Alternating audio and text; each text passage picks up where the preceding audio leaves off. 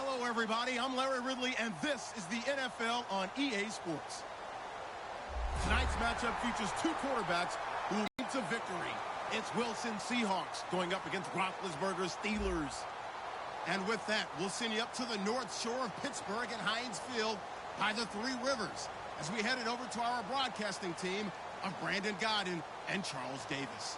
Thank you very much, Larry. We are here on a beautiful afternoon for football. Straight ahead, we've got a good one on tap here between the Seattle Seahawks and the Pittsburgh Steelers. On to get us started now, the kicker, Chris Boswell. And we are underway from Heinz Field.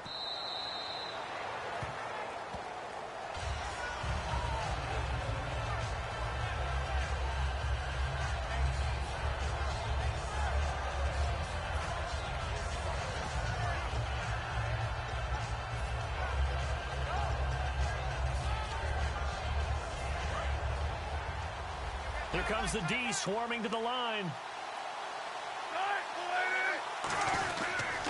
Here's Thomas Rawls with his first carry. And able to stay on his feet past the 30 to about the 33-yard line.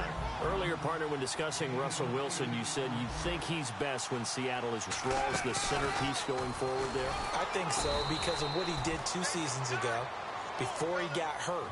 Because he runs that offense the way they want it run.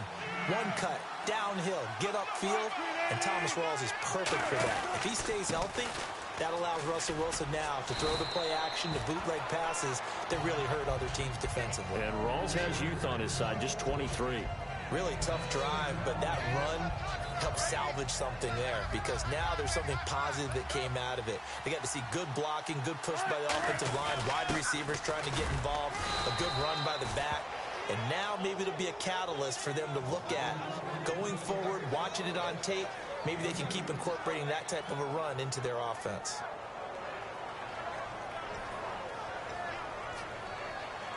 And a new set of downs here after picking up the first on the ground. Wilson going to give to Rawls.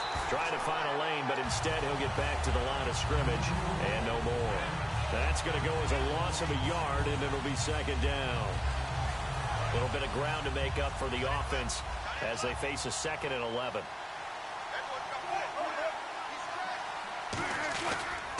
The first carry for the rookie Procise.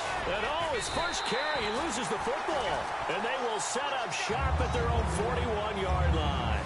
And without a doubt, not the way they pictured that opening drive unfolding. No, they were making progress. They weren't exactly in high gear, but they were making a few yards along the way. And now that they've coughed it up, you got to go back to the sidelines and regroup a little bit. Here's a direct snap to Bell. And an alley to run. He cuts left sideline and a crease there. And he takes it down deep into enemy territory. It's a big run that time by Bell. 54 yards on the ground. So the run gets them the first, and now they operate with a fresh set of downs. Looking to jam the receivers at the line here. Press coverage look defensively. Now Bell. And he will push his way forward down to about the 3-yard line. It's a gain of a couple, and it'll be 2nd and goal.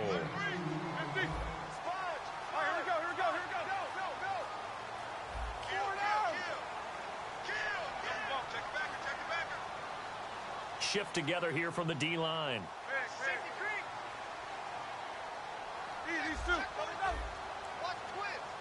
Offense working with a 2nd and goal now from the 3. This is Bell, and he's going to get this back to the 3-yard line and no further. No gain on the play there, and they're going to need to come up with something better here on 3rd and goal. Both the run and pass still in play here on 3rd and goal from the 3. He needed 3. He got 2. Now that'll set up an interesting situation here on 4th and a yard. This is where it gets fun because this is a big decision coming up. Listen to the crowd. You can tell they've already made their decision. You know they want them to go for it. But the big decision does rest with the head coach. What will he decide to do? They'll run it with Bell. And he's into the end zone. Touchdown, Steelers. Le'Veon Bell taking it in. And the Steelers have taken a first-quarter lead.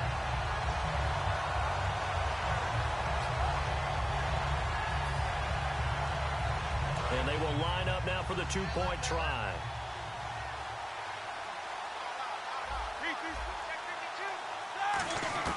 Roethlisberger looking to... And he's going to be taken down. It's a sack. And they fail on the try for two. Boswell now to kick it away after the touchdown.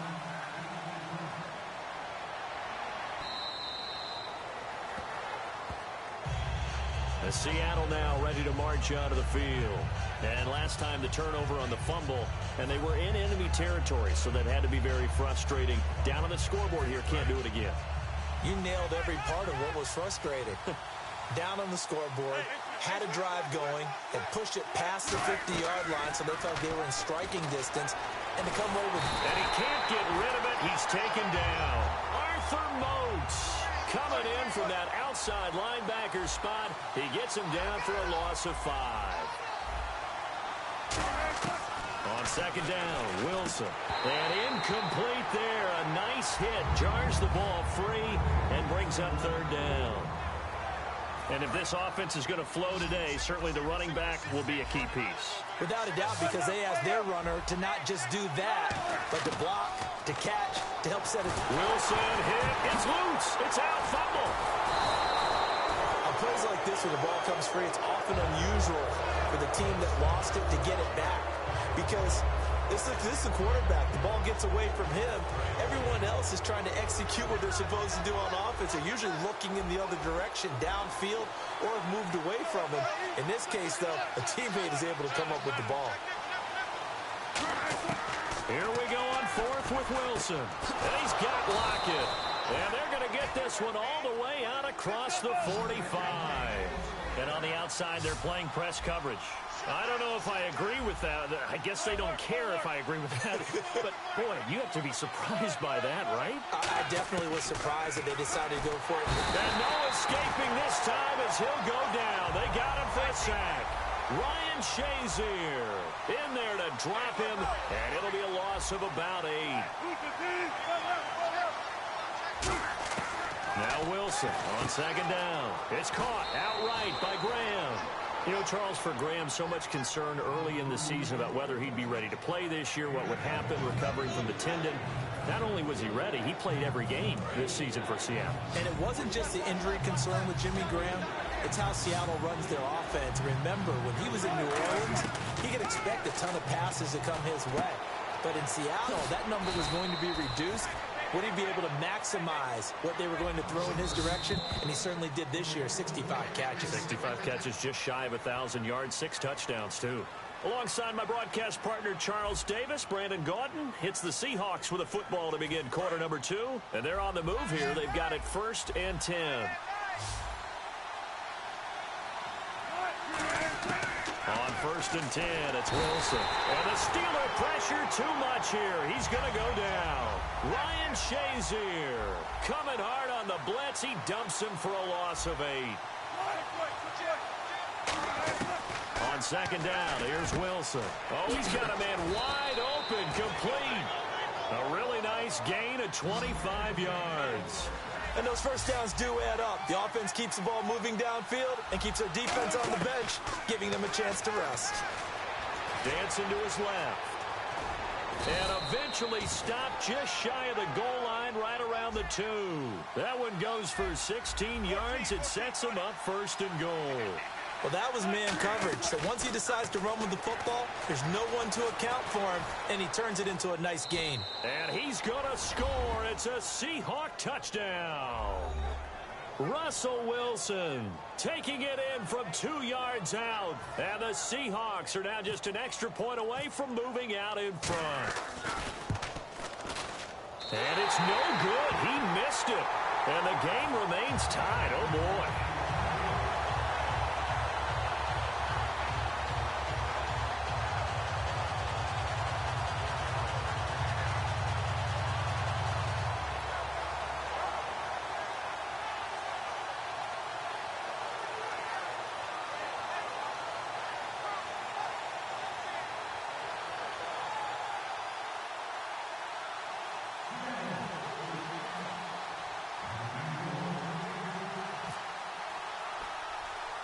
So,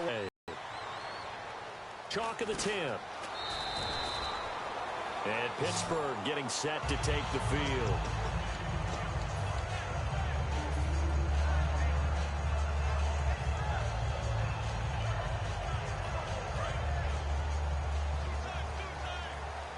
And getting a look at the Wildcat here. And the D-line pinching together, must be expecting to run. It's a loss of 2 there, bringing up 2nd down. And frankly, Brandon, we're talking about things I'm not sure we ever thought we'd talk about in the NFL, and a lot of that is the speed at the linebacker position. A lot of these guys in college, they were safeties. They moved them up to outside linebacker to combat the spread offenses, and now we're seeing it in the NFL. Those same guys using their speed to make plays in the backfield, similar to that one. I wouldn't be shocked at all right now if there's a look of surprise on the big fella's face, because he had the route that he wanted, running the corner, and usually he's able to use his body and catch the football, but a really nice play by the defenders, able to knock it away. And the wideout in motion. On 3rd down, Roethlisberger. This is Bell on the dump-off. And he's able to get up here to the 26.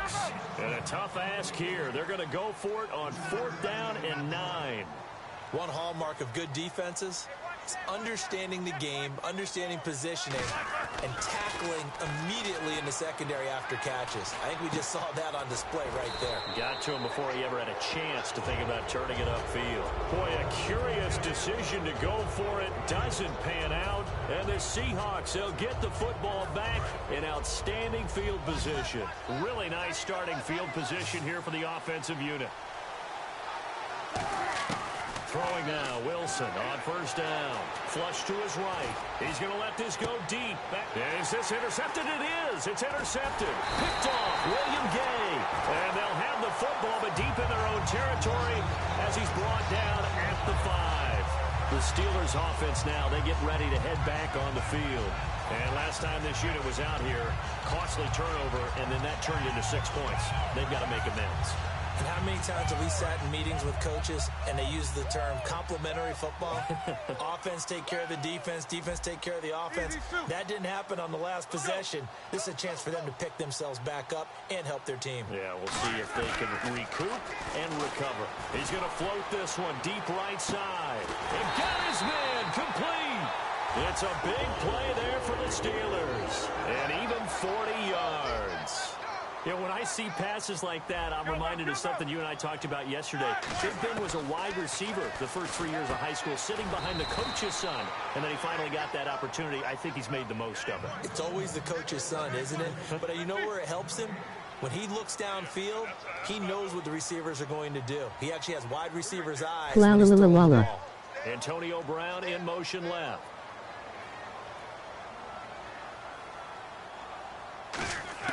On 2nd down, here's Roethlisberger. This is caught by Antonio Brown. Brown finishing 2016 with over 1,200 yards, 106 receptions. Now for him, you know, people were expecting maybe some bigger numbers, Charles. What did you make of Antonio Brown's season? Well, what I made of it is that he started to get more help along the way. Jesse James developed at tight end. Once Le'Veon Bell got into the lineup, he started to catch passes out of the backfield and ate up a few numbers as well. So Big Ben had more targets to throw it to. That should help Antonio Brown going forward in 2017 because he'll still be the primary guy. But when you get help, boy, you can make bigger plays downfield. So the incomplete pass brings up 2nd down.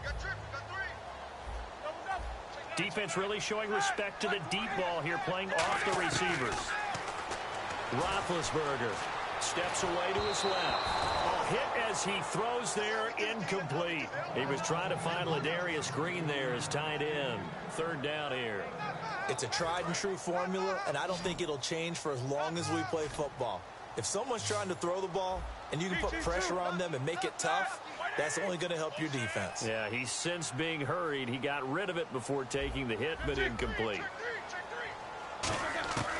Again, it's Roethlisberger. And he's going to go down. They get to him back at the 40. So the roughing the passer penalty, 15 yards. And Charles, the defender, needs to know to stop there. We've been talking about it for years. You essentially get one step after the quarterback throws his pass. Anything close to that or beyond that, you're going to get flagged. To throw here, Roethlisberger.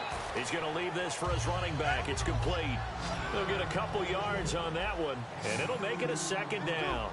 And just in general, Charles, on a play like that, how tough is it for the defense to account for a running back essentially being a receiver downfield? It's very difficult, especially if the running back has skills like a receiver, and you're aware of that before the game even begins. So throughout your practice sessions, you're going to want to be aware of him. Where is he lining up? What can he do? What kind of damage can he do to us downfield? And who can match up with him without weakening our overall defense? You're exactly right. It's a tough task to match up to him.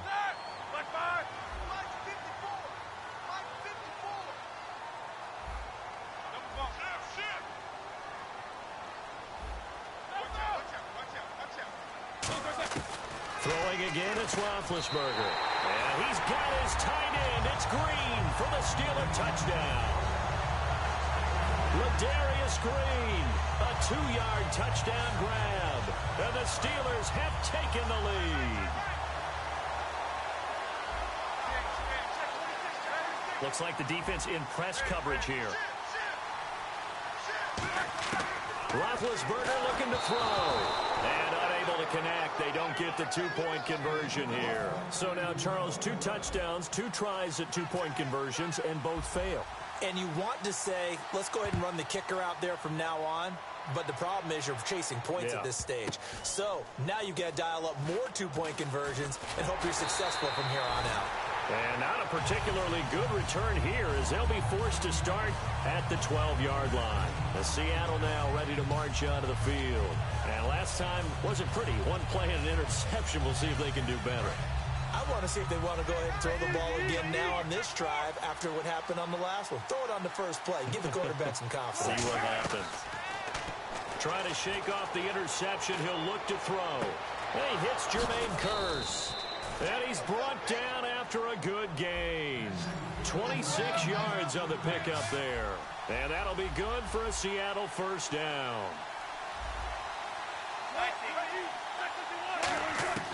On first down, Wilson being chased out left. And his throw is going to be incomplete. CD, wanted to get your thoughts just on the landscape of the offseason for each of these teams. Super Bowl in the rearview mirror, but so much going on. People look at the draft a lot. But there's a lot more that goes into the offseason for these front offices, is there not? There certainly is, and even before we get to the draft, you start with the combine. You know, that's held in Indianapolis every year, and you have about 350 of the top prospects coming together to get their physicals and interviews and on-field performance, and all that will get evaluated along with their game tape. And then you've got the free agents, all right? That starts, I believe, in early March, where now the free agents can start moving around to different teams, so your team's starting to take a little bit of shape there, free agency, because then the draft's coming up. You're trying to put your team together with new draft picks, have everyone start to move in one direction, and then you have the OTAs and minicamps. We get to see them on the field for the first time, and we start to get a better idea of how these teams are going to look when the fall begins. I love when a play results in a game that I can actually kind of fall back on one of my favorite adages, and that is anytime there's a run over 10 yards, it means that the offensive line did its job, but you know who else did? The wide receivers. Because the first 7 yards kind of belong to the offensive line and the running back. Anything after that means the wide receivers did a great job of blocking downfield, being willing to mix it up, and give them some more space to gain additional yardage. They come out here in the eye. Back to the ground on first. Again, it's Rawls. Just a yard on the first down carry, so it's 2nd and 9. A 1-yard gain can look like a disaster, but it all depends on how the game is going. Is it a series of 1-yard gains running the ball? If that's the case, you might have to start thinking about throwing it a little bit more. But if it's just the occasional 1-yard run, hey, congratulations to the defense. They won that one. Come back and get them the next time. Baldwin coming off appearance. He had career highs, Charles, in catches with 94, over 1,100 yards. That also a career high. Pretty good season for Doug Baldwin. And I think the place that he really started to take off was midway through 2015. The connection between he and his quarterback, Russell Wilson, where they were playing more from the pocket, bigger plays downfield. And that just propelled him into 2016. That, and anything he perceives as a slight, he uses it to his advantage, and he just goes out and plays.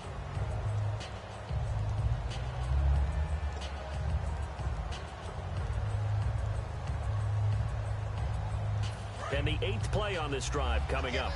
Defense showing blitz. They'll run it here. This is Reese. And he will take this one in for the Seattle touchdown. Marcel Reese in the final seconds of the first half. And the Seahawks are now just an extra point away from moving out in front. So they're going to go for 2. Hey, we've got tight left, tight left, tight end left. Hey,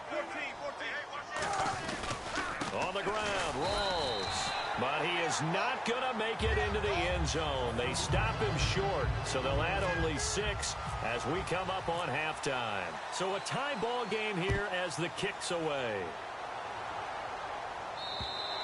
And this will not be returnable. It's out of the back of the end zone for a touchback.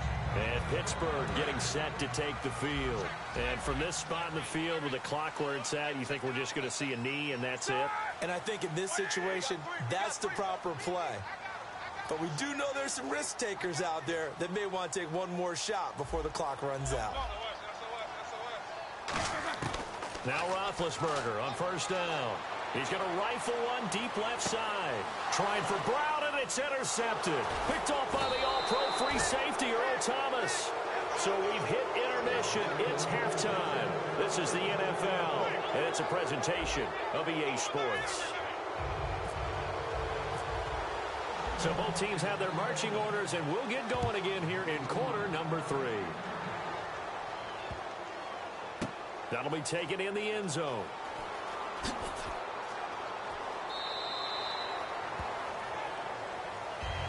The Steeler offense now with a football first here to begin the third quarter. They have a chance to break our tie here as we get a look at the first drive of quarter 3. And it's such a tone setter, isn't it? Because both sides trying to seize momentum to begin the half. What do they have dialed up that'll give them an advantage to move the ball downfield? Let's find out what they have dialed up. It goes as a pickup of 23. And the Steelers are going to have a first down. And now they're in the hurry-up. There's Roethlisberger. Throw left side is complete to Rodgers. A gain of 6 there on first. So they complete the pass, and now they face a second down. Never make the mistake that the slot receivers, especially the little guys like we're watching here, are just quicker than fast. A lot of them combine quickness and speed, and they catch a lot of footballs, as we just saw there. 8 yards on the pickup there, and it moves the sticks. So many teams want to throw the ball in this situation nowadays, but I love watching a team that has enough confidence to go ahead and run the football. In that situation, that's almost a tendency breaker. They'll give him a yard on the play, and that'll make this a second down.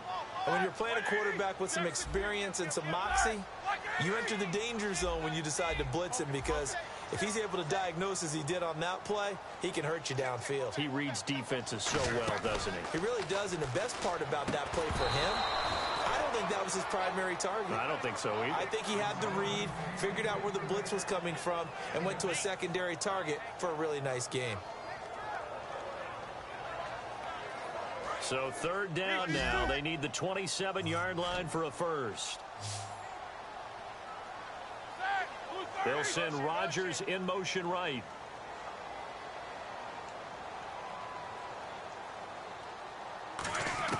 On third down, Roethlisberger.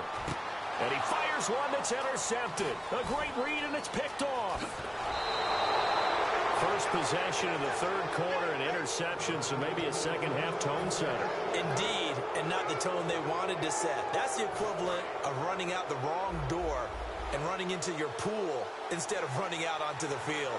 A real dud for that one. Has that happened to you before? No, but I've heard stories about teams actually doing that back in the good old days. 2 yards on the pickup there. It'll be 2nd and 8. They're going to hurry back to the line now. That's a good play by the guys on the defensive side of the ball. Held them to a gain of 2. And that changes the playbook a little bit now for the guy calling plays.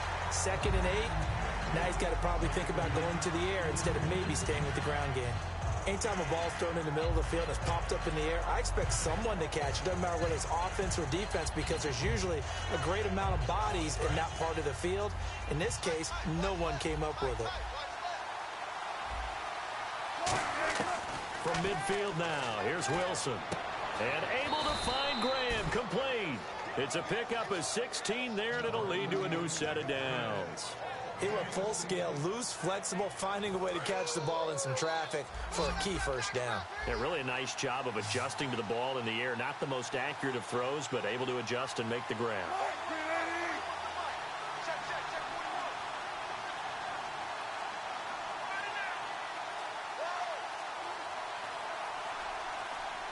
They snap it at 1.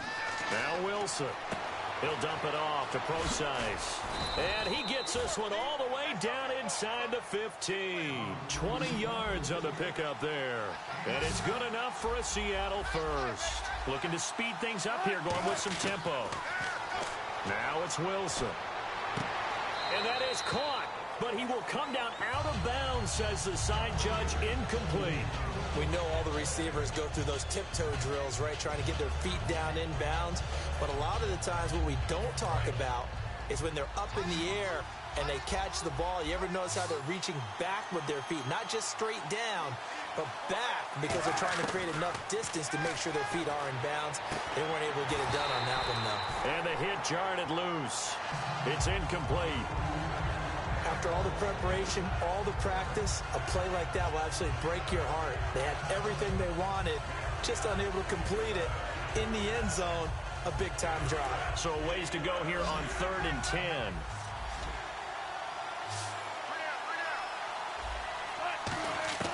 On 3rd down, Wilson. And he takes a shot on the release as this will be incomplete. 3rd down is a down. Both sides know they absolutely have to win. And the name of the game for the defense is pressure on the quarterback. But pressure on the quarterback with contact, that's how you end up winning it.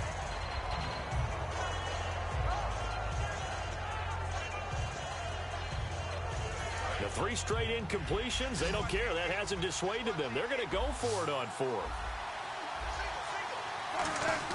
They're going on 4th down. It's Wilson. Escaping the pressure right.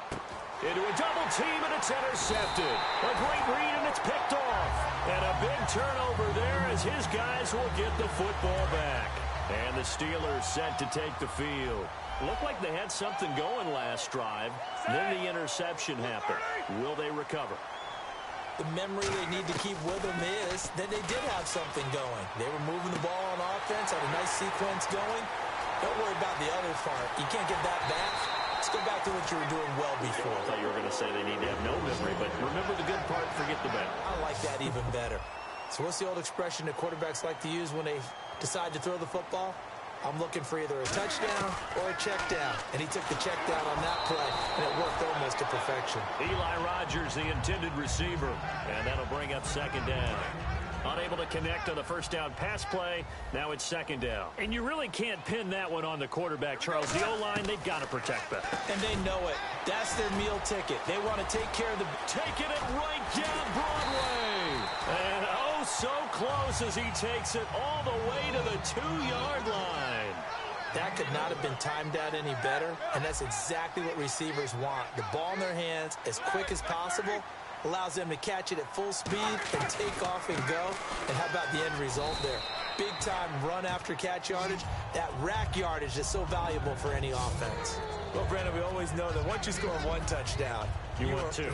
You're without a doubt. And so far today, he's got 1, but was denied as he tried to get the 2nd one.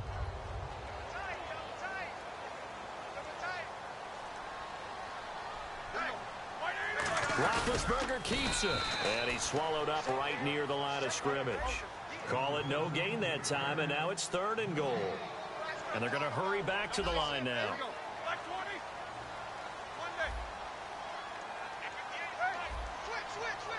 Big Ben going to take it himself. And he'll get nothing out of that one. A field goal would break the tie, but look at this. Instead, they're going to go for it on 4th and goal. They gain nothing, and all they need are inches. Usually we put this on the offensive line, but sometimes it's the quarterback's fault as well on the sneak. You've got to get low and burrow. Usually we talk about it. And caught in the end zone. Touchdown, Steelers. Jesse James there to make the grab. And the Steelers are going to take the lead. Big fourth down conversion for the score, and the defense, that is a tough pill to swallow. Big time for them. How about them just deciding to go for it on fourth down? And, okay, forget the field goal, because that looked like an easy 3 points. Yeah, you might have had a defensive breakdown in there, but they pressed the issue and found a way to get it into the end zone. Give them big credit for that. And he is into the end zone. Boswell now to kick it away after the touchdown.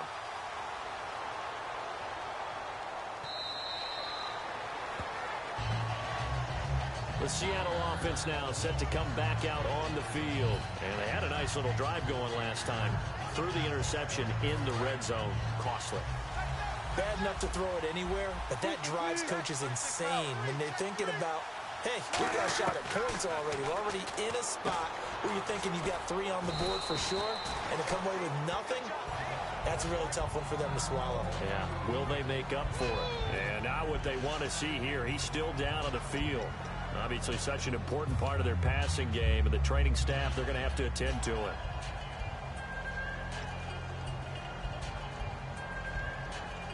Offense staying ahead of the chains here, 2nd and 3. Today is my day. 5 wide, 3 of them to the right side. On 2nd down, Wilson. And Wilson's going to be intercepted a 3rd time. A great read, and it's picked off. And the return will be stopped at the 34-yard line. And Pittsburgh getting set to take the field. And that last drive, a long drive, but not just that. They had a great air attack going. Did they stick with that? I would think that they would, because if they were confident enough to do it on the last drive, starting backed up in their own territory, why would you change anything? They've got to be confident about what they're presenting and continue to do so. Yeah, because the secondary, they really look clueless. And that was amazing because that drive went and went, no adjustments, and no big plays by the defense to knock the ball away. Oh, the ball comes out on the hit, but they'll say it's incomplete. Trying to get it there to Martavis. Thank you in 1-2 now. 2nd down. Well, the numbers have been good in the passing game, and certainly a big reason why they have the lead. But now here, 3rd quarter, maybe go to the run game a little more? Yeah, perhaps. I mean, after that incompletion, a little credit to the defense for shutting them down on that play. Maybe you try and run the football a little bit more in this spot. But they have to feel good about how they've been throwing it overall.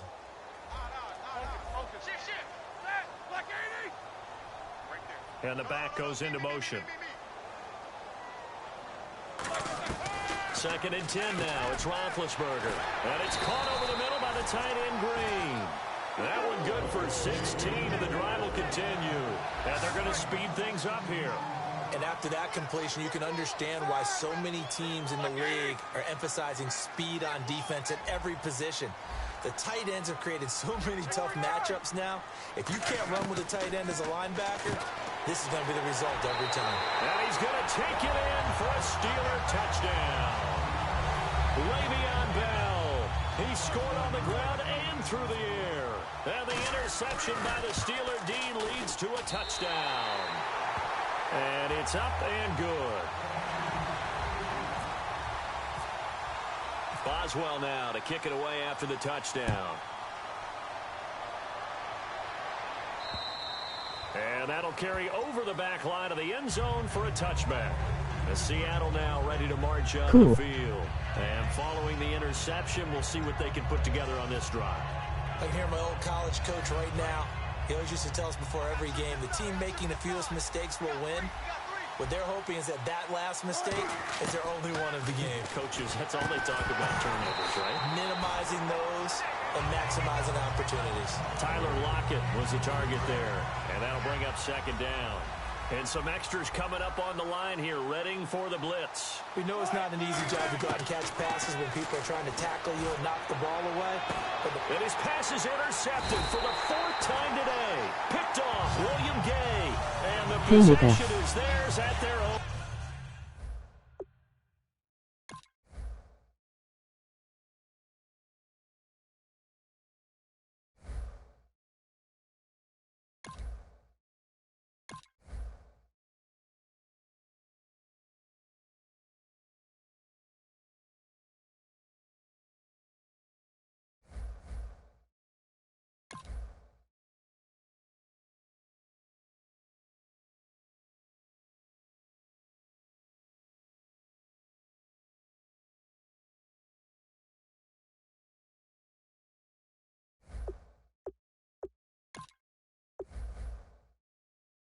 Is playing Xbox.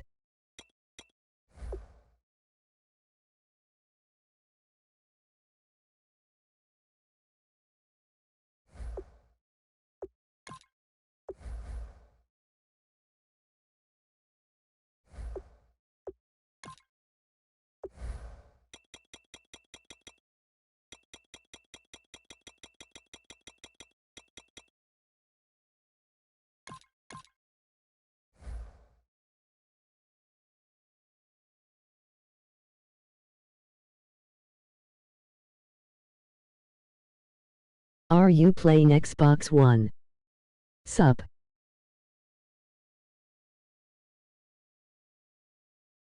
This PS4. Oh.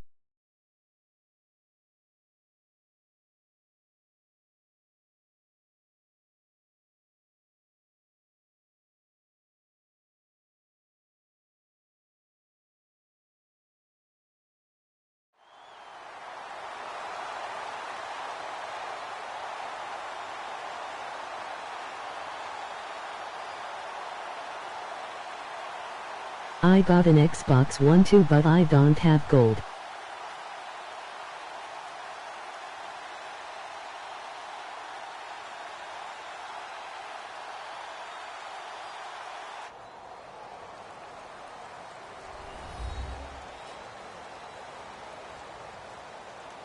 Hello, everybody. I'm Larry Ridley.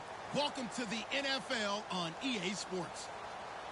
As we head towards kickoff, two quarterbacks will be on the field today trying to push their team to victory. It's the Steelers going up against the Buccaneers. With that, let's get out to Ray J, Raymond James Stadium, Brandon Godden, and Charles Davis. Thank you very much, Larry. We are here. Can you at I need his monster Brongate 7X?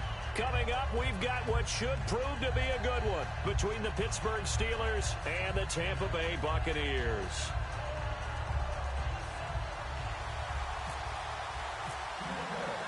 Set to go now on a beautiful sunny afternoon. And off we go from Tampa. This will be fielded on the back line of the end zone. And no thought to bring this one out. He'll just go on down Xbox to a knee, One. and they'll take over at the 25.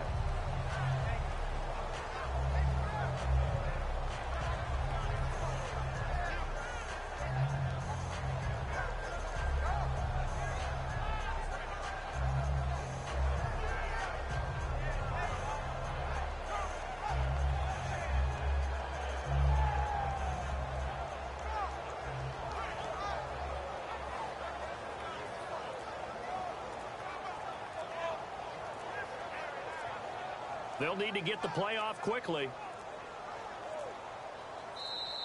Now problems right out of the gate. We're going to get a delay.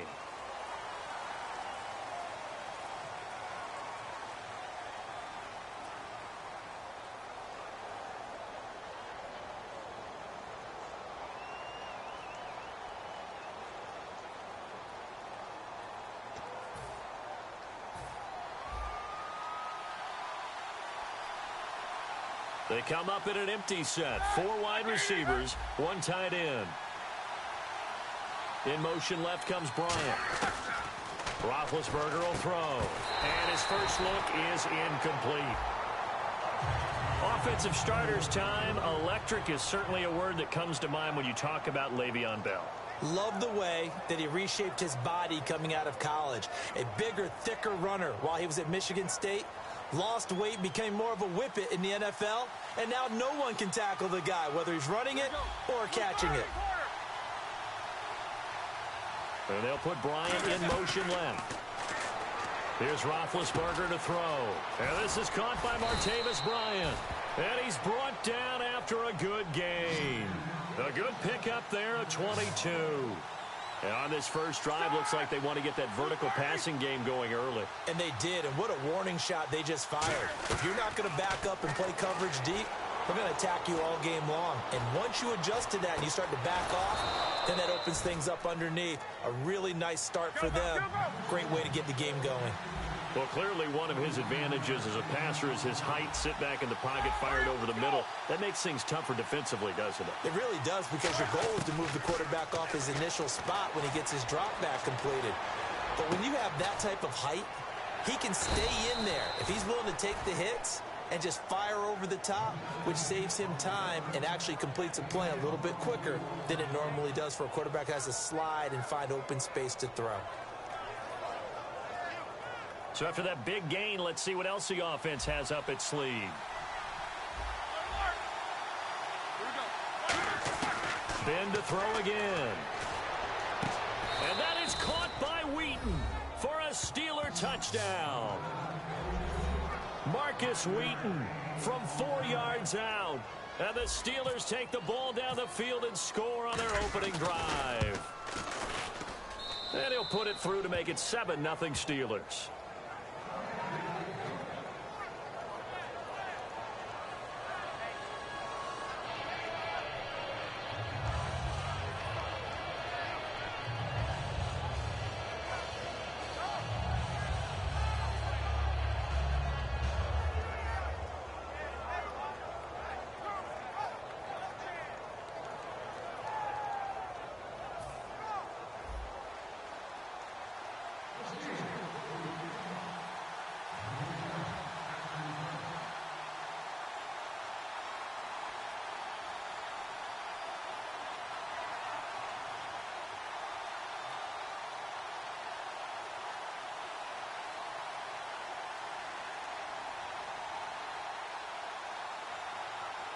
Boswell now to kick it away after the touchdown. On the return now, it's Josh Huff. And it's a pretty good return here as he'll get it up to the 29-yard line.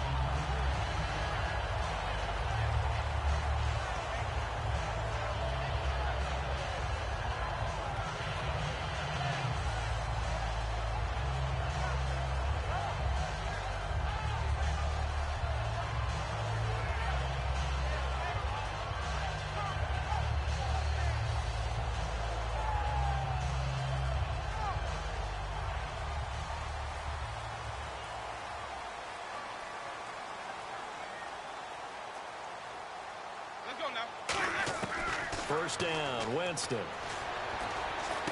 It's brought in by Adam Humphries. And he takes this one just shy of midfield all the way to the 49.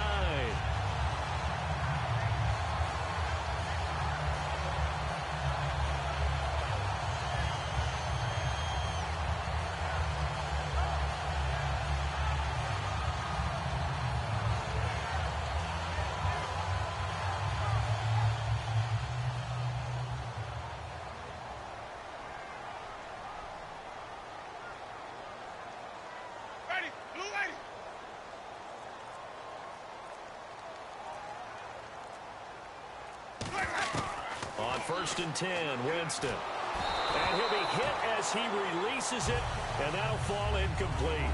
And this offense can air it out, and when they do, you have to key on Mike Evans. And we do think about his catch radius first and foremost. A tall, lean receiver, but he actually can make some agile plays as well. So 2nd and 10 here.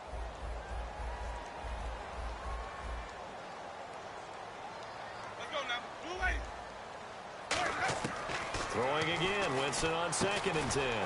That's complete, middle of the field to Humphries. A really nice pickup of 14 yards, and it moves the sticks. So the offense has it 1st and 10.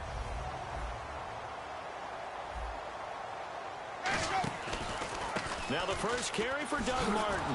And the play goes nowhere. Losing yardage back near the 40 at the 39. That's going to go as a loss of 2, and it'll be 2nd down. Looking to jam the receivers at the line here. Press coverage look defensively.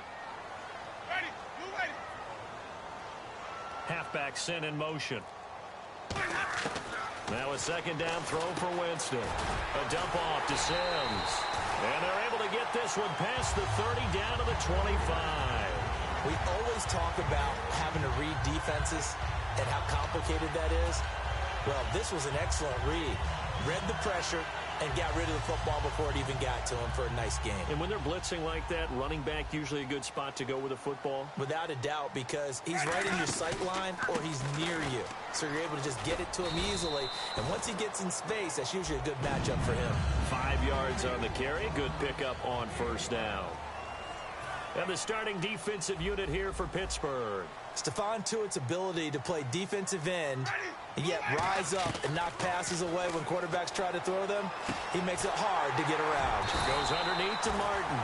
And he's brought down just outside of the 10 at the 11. It's a 9-yard gain, and it keeps the drive moving. I know most of the time when the ball's in the air, you're thinking wide receiver, tight end, but running backs, they can be a big part of any passing offense nowadays. First down, here's the run with Martin. And able to push his way forward here for a good little gain. Give him 5 on the carry there, and it'll be second down. And the 8th play on this drive coming up. And that's exactly what you want on a first down run. Pick up 5 yards, bring up 2nd and 5. The defensive line, though, they've got to figure... And he'll take it into the end zone. Touchdown, Tampa Bay. Doug Martin, a 5-yard touchdown run. And the Buccaneers are an extra point away from tying up this football game. It's good, and we're all tied at 7 apiece.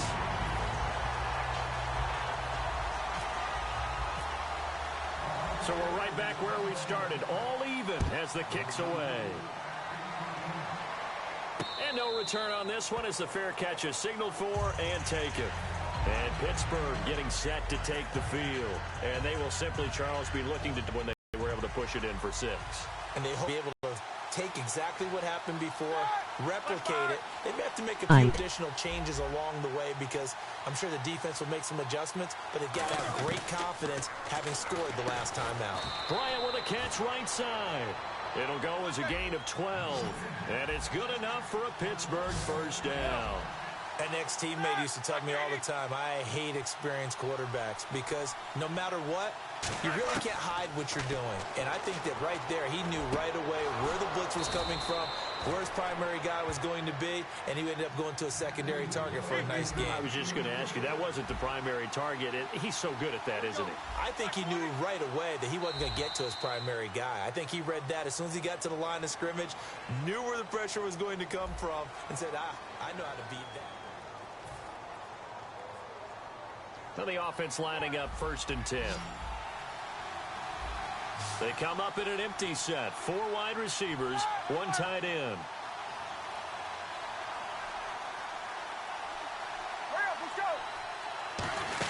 Well, now they'll try the end around.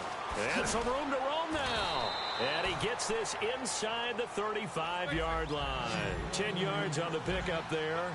And it'll give the Steelers a first down.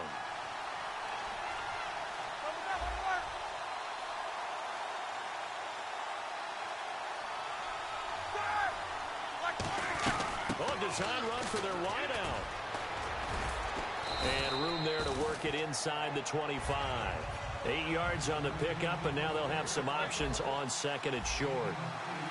Anytime the offense shows what they call a shot play or a chunk play where they're trying to get big yardage, sometimes people just call it gadget plays, and you hold it to a gain that we just saw there, you feel pretty good about yourself as a defense. And incomplete there. A nice hit. Jars the ball free and brings up 3rd down. On any passes in the middle of the field, anyone who's going after the football is going to be conscious that it's probably going to be contested and often physically. Sometimes that leads to drops.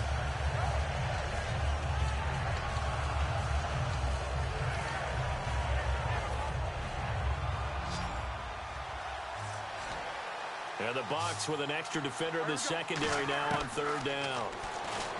Now Roethlisberger. Sammy Coates the intended target there. And it brings up 4th down. Well, we're not playing 3 yards in a cloud of dust football anymore. I kind of get why those old school coaches sometimes didn't want to throw the football. Because if it's popped up in the air, it almost turns into slow motion. And both sides trying to get to the football, and you're holding your breath wondering whether it's going to go good or bad for your team.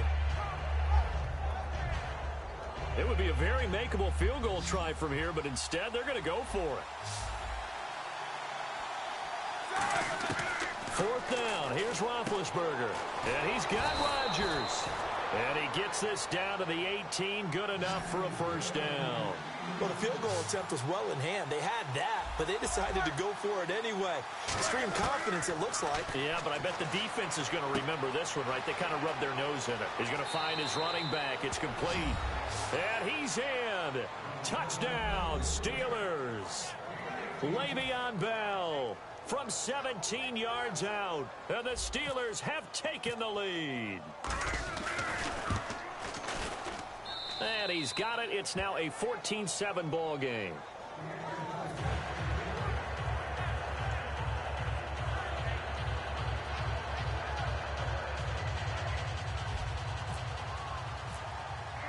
Boswell now to kick it away after the touchdown. This is taken about 7 yards deep. And they'll put up the stop sign there as his guys will get it at the 25. So the ball switches back over to Tampa Bay, and as they get set in place on line, where they stack up going into next year, because Doug Martin was only active for 8 games this last season. Rushing total dropped down to 400 yards, basically. Yeah, they were fortunate they picked up Jaquiz Rogers during the year. He gave them some nice games throughout, but I start with the offensive line. They've got some good building blocks. Left tackle Donovan Smith, guard Ali Marpet. Great places to begin. I think they'll continue to try and fortify that offensive line because that will help whoever becomes their primary ball carrier. No gain on the play there. Second down. Well, at least he was able to break that initial contact, or it could have been a loss. Yeah, give credit to the defensive player, though. What did he do? Made him slow down, slow up his feet, and allowed the rest of the guys to get there to finish him off.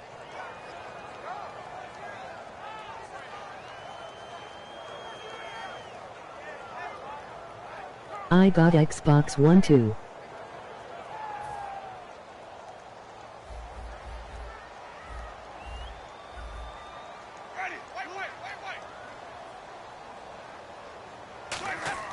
Now Jameis on second down.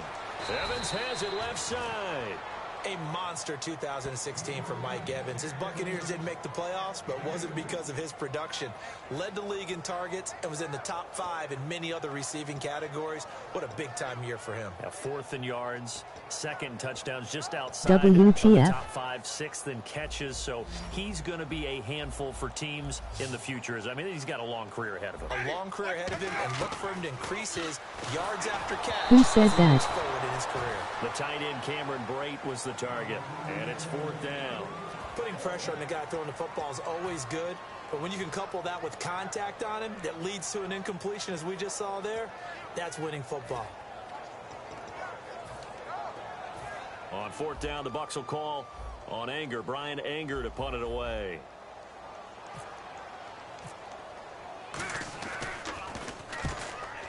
Sari. And great special teams work here. This is knocking on the door of the 5. They'll spot it at the 6-yard line. Emoji face with tears of joy. Emoji face with tears of joy. Emoji face with tears of joy. Emoji face with tears of joy. Good, so they'll be hoping to do that once more. And it takes me back to when we sat with the offensive coordinator and the head coach. They felt pretty good about their game plan and thought there were some holes in the defense, and they exploited them the last time out. Let's see if they can come back and put together a similar drive. And we'll see if they can do just that. In motion left comes LOL. Brown. Now Roethlisberger looking deep downfield. And it drops down incomplete. Thought he might have had it. Instead, second down. Emoji face with tears of joy. Emoji face with tears of joy. Emoji face with tears of joy. Emoji grinning face with smiling eyes. Unfortunately, it ended in a big drop. Here's Roethlisberger, eluding the pressure right. This is caught by Antonio Brown. Give him 12 yards on that one. It earns him a fresh set of downs. And connection number 1 there on the game, Roethlisberger to Boney Tony. Antonio Brown, that's what his high school teammates used to call him. I wonder what they would call him now. More muscular, more successful Boney Tony Brown, right? I'd say you're probably right. They may be all of that. They'll still call him Boney Tony, but Ben Roethlisberger calls him my number 1 target. He couldn't quite hold it. Got hit. Ball pops out. Incomplete. That incompletion, Charles, gives me a chance to put you on the clock real quick. NFC teams last year that did not make the playoffs that might make a push this coming year. Well, 3 that come to mind right away that we thought were going to be in 2016. Minnesota, remember the start they got off to before that didn't work out so well for them. Arizona, we thought they were a lock to be in the playoffs. In fact, many of us called them Super Bowl contenders. And Carolina, the defending NFC champs going into last season, they didn't make it. So I think that all three could return to former glory. I'm going to give you one way off the pace here. You ready? Let's go. The Los Angeles Rams. They get the young quarterback going, and that defense continues to live up to expectations. They can make a real strong push in the West. They've got the D. You're right. They just need the O.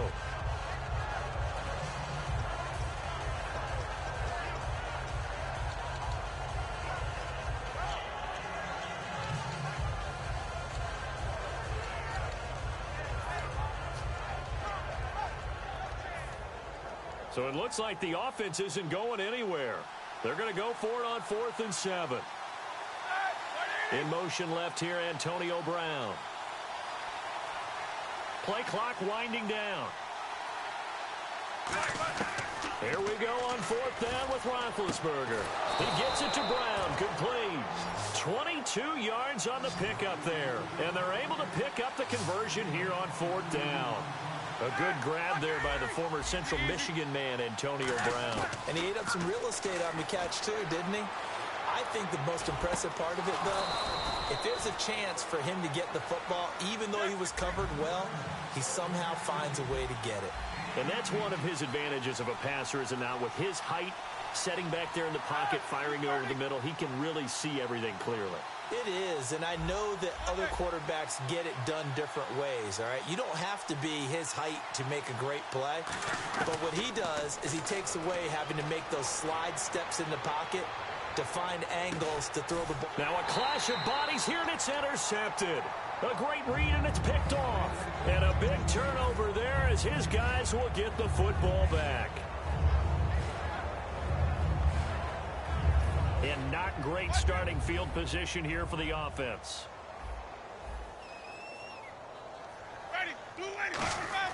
Following the interception, Winston. He completes it to Evans. And they're going to have this one up near the 30-yard line. And they got 29 yards there. And it'll give the Bucs a first down. And the D looking like they may blitz. They'll come out in the pistol. Here's Winston. That was a nice completion on an out route, and those types of plays are the result of arm strength by the quarterback and timing by the receiver. I do have to admit, I like it when it all comes together. When the top part, catching the football, right, whether you're catching it with your hands or cradling it, comes together with the legs. In this case, can't you speak, man? Doing a little toe tap to stay in bounds and complete the catch. And a great job by our crew on the camera shot. Love when you see the grass or on the field turf, those rubber pellets flying up. Great catch.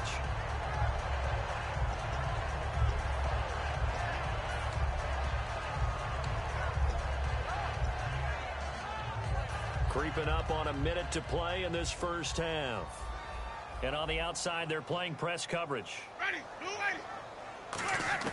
Winston now to throw on first down. A dump off to Sims. And he'll be brought down at the 48-yard line. And Charles, I know Ryan Shazier, who made that tackle, a youngster you like a lot. I love him, and I liked him a bunch coming out of Ohio State because the more this My name is Sari and I'm not smart. And less on bulk, that's where Ryan Shazier excels because of his ability to run down plays. If anything goes away from him, he'll chase it. A lot of the time, he can run with tight ends, running backs downfield and pass coverage. That only helps his outside linebackers like James Harrison and Bud Dupree get to the quarterback. A first down throw for Winston. Emoji grinning face with smiling eyes. Emoji face with tears of joy. Incomplete. It'll be second down. And here comes play number 6 on this drive. When you see passes knocked down by those guys I call the frustrated fullbacks, the linebackers, you know that in their zone coverage, they were able to drop, see the ball thrown, and react to it very quickly. Looking for the end zone. You be murder, can you speak, bro, please? Very solid gain of 27. And that extra yardage makes this upcoming field goal attempt much more manageable. Agreed, because when you talk to defensive coordinators, they always tell us the 35-yard line on our side of the field, that's the line we guard the most aggressively. Now the Steelers put a stop to the action with a timeout defensively. So as they take it over, we step aside.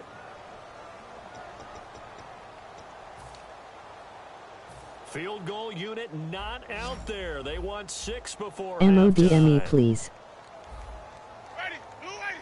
Please. Final Please. play and a half here. Winston. Please. Please. And he will score. Touchdown, Tampa Bay. Jameis Winston. As time expires in the first half. And the Buccaneers are an extra point away from tying up this football game. My bad, bro. The point after now for Aguayo. Okay. I don't know what it is. And we've got a good one brewing. We're all knotted up at 14. We have hit halftime. Still 2 more quarters to go. We'll take a timeout. We'll be back after this. You're watching the NFL, and it's on EA Sports.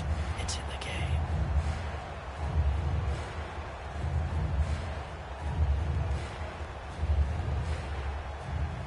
Is that it?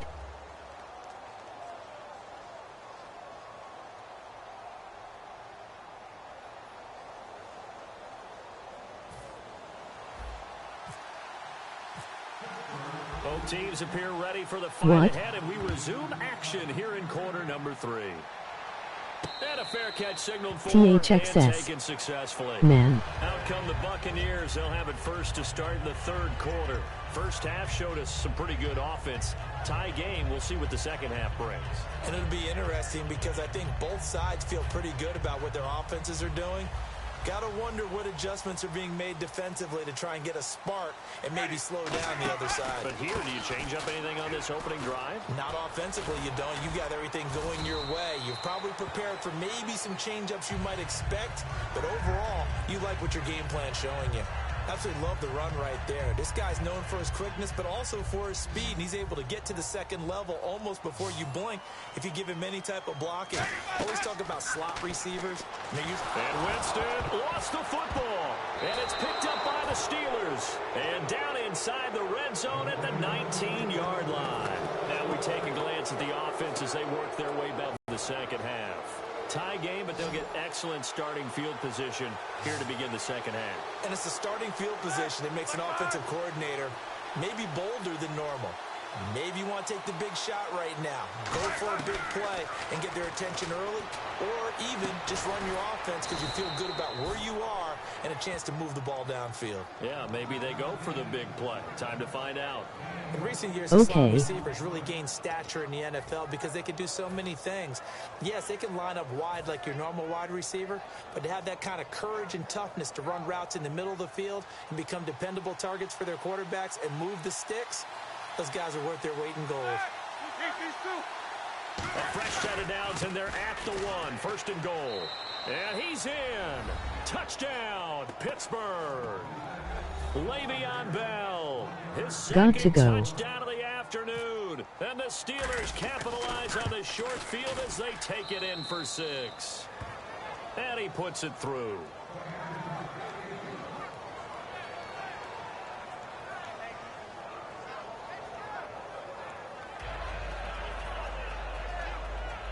Okay. LOL.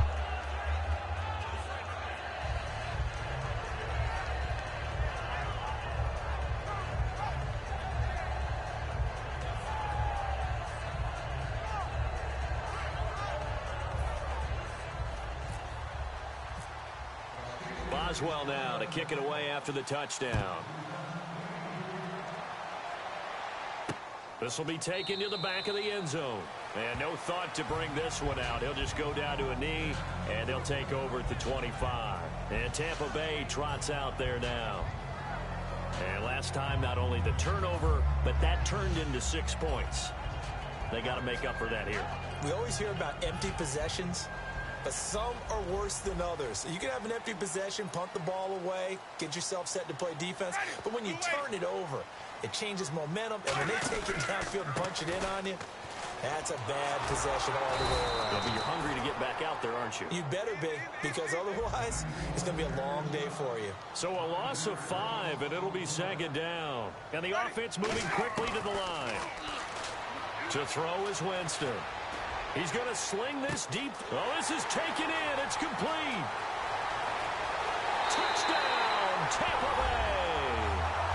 Adam Humphries, 79 yards. And the Buccaneers are an extra point away from tying up this football game. And correct me if I'm wrong, that was just a simple fly route, wasn't it? No, there's nothing to correct at all. You've got it down pat. And I just remember as a player, when I'd be in practice sessions and I'd hear 9 from the receivers, that meant fly route, go, look out.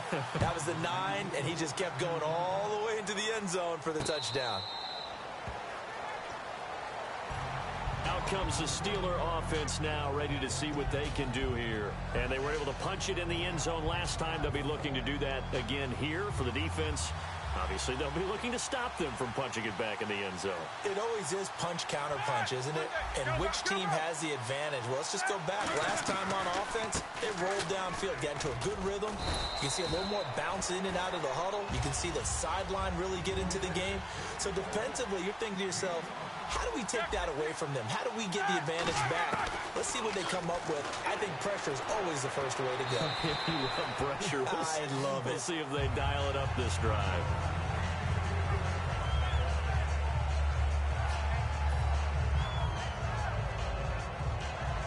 Third down and 5.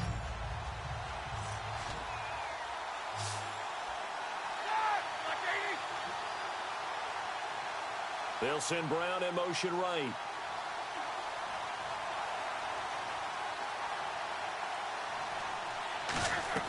From the gun on third down, it's Roethlisberger. Over the middle here to Brown. And he'll be taken down, but not before he gets into enemy territory. I think one of the underrated aspects of Ben Roethlisberger's game is his ability to actually throw the football. We hear so much about his movement and escaping the pocket. Ben can step back there and fling it, and Antonio Brown is usually there to catch it. We've really seen their chemistry develop, haven't we? Yes, we have, and it's been really, really fun to watch. And they'll put Bryant in motion left. To throw here, Roethlisberger. And Bryant's got it over the middle. And he'll get this one down near the 20-yard line. 26 yards on the pickup there. And the Steelers are going to have a first down. And now it looks like they're going to be in the hurry-up. These two. Ready? 230. Go by the mark. Here we go. Face it. By the mark. Set.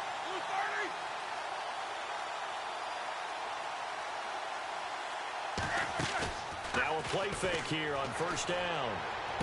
Hauled in by Wheaton over the middle. And he takes it down to the 10-yard line. It's a nice pickup of 12 yards, and it gives him a first and goal. One thing I can say pretty safely, that route is not called if you don't have a guy who can throw the ball and put some mustard on it. Because if you're going to lollipop it in the middle of the field, bad things usually happen. It takes a strong-armed guy who can rifle it in there, and they were able to successfully complete that one. Buying time to his left. Now Ben hit, and he lost the football. It's loose. But fortunately, he's able to recover his own fumble, or that could have been trouble.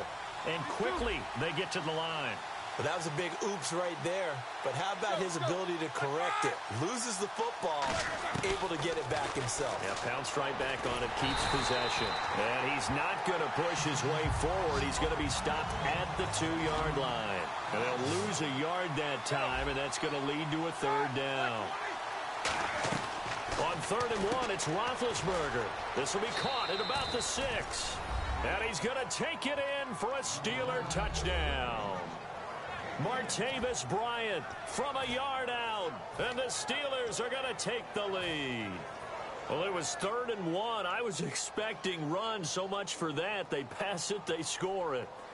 That had the feel of the head coach telling the offensive coordinator, you've got 4 downs here. We're going to go for it on 4th down unless there's a disaster on 3rd. Go ahead and take a shot if you want to.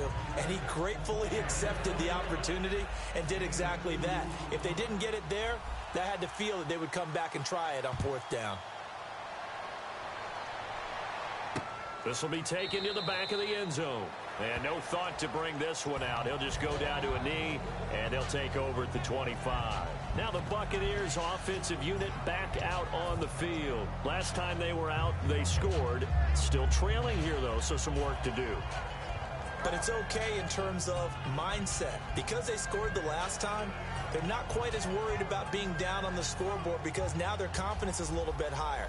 They feel like they've got something going, and they feel like they can attack again and put more points on the board. Are you scoreboard watching if you're the offense, or are you just focused on this drive? We wouldn't be telling the truth if we said that they didn't scoreboard watch. Everyone does it to some extent. But you've got to set it aside right now and just focus on this series. That'll take care of the scoreboard if they punch it into the end zone. Now the defense definitely showing blitz here.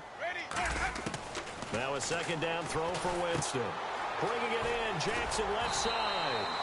It's an 8-yard pickup and leads to a new set of downs. And a pretty simple completion there underneath, but a successful one for the offense. Partner, it doesn't have to be the big shots downfield all the time. Having that safety net underneath is a great thing for a quarterback. And he is going to lose yardage here. It's a loss of 4 there, bringing up second down. And now they're in the hurry-up. The play fake to Sims. Now Winston. Over to be taken down, but not before he gets into enemy territory. And that was a heck of a shot right there by Jameis Winston. Boy, he has a superior right arm, doesn't he? You saw him play base. He rifles one that's intercepted. Picked off William Gay. And his guys are going to take over at the 34-yard line. The Steelers offense now, they head back onto the field. And they'll just simply be looking to build off the confidence of the last time out where they scored a touchdown. And confidence is powerful, isn't it? When you've scored once, you feel like you can go back out there and get it done again. Doesn't matter what the defense throws at them. They feel like they're in a groove right now, and they want to get out there and show it. Yeah, hoping to stay in that groove here this go-around. It's a 6-yard gain on the ground, and that'll make it 2nd and 4. See if they stay on the ground for second down. They'll come up now in the Wildcat package. Here we go. 1-9. Back now in Tampa. It's Steeler football, and they have the lead as well as we begin quarter number 4.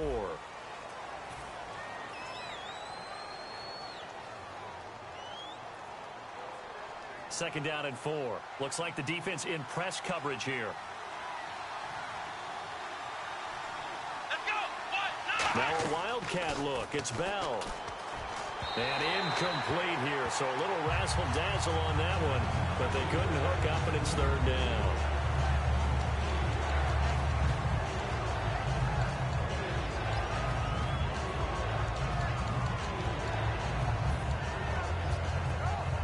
So incomplete on second down. Now they'll look to convert here on 3rd. From the gun on 3rd down, it's Roethlisberger. And he locates Wheaton, complete. They get 9 out of that one, and as a result, the drive continues. And that pickup of a first down, that's going to leave a mark because they really needed to stop them there, didn't they? Oh, so frustrating. Defensively, you're a play away from getting that football back here, down late. Tough. Now they've got to find a way to create a turnover or takeaway. Otherwise, this one... Got a man. It's caught at the 6-yard line. And into the end zone. Touchdown, Pittsburgh. Martavis Bryant with his 2nd touchdown of the afternoon. And the fumble recovery leads to 6 points for the Steelers. Boswell for the extra point. And oh my goodness, this is nowhere close. Well to the right and no good.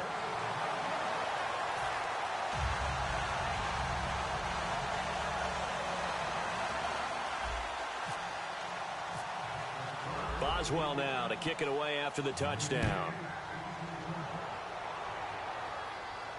Fielded about a yard deep. And he'll bring it a few past the 20 to the 23-yard line. Here comes the Tampa Bay offense now heading back out onto the field. And in enemy territory last time through the interception. We'll see what they do on this drive. Can't wait to see how it alters what they decide to do in play calling. Do they continue to throw the ball? Do they want to lean more on the running game? It'll be an interesting sequence of plays that they've got coming up. Does it often affect the play calling with the interception? How much does that change what you do? I think it does, depending on why the interception was thrown. Sometimes it's just a matter of the defense made a great play, so you continue to come back. But if it's on you, if the offense just doesn't have the confidence, if they're a little bit shaky, maybe try and take the pressure off and run the ball a little bit. So incomplete on first. Let's see what second down has in store. Looking to jam the receivers at the line here. Press coverage, look defensively.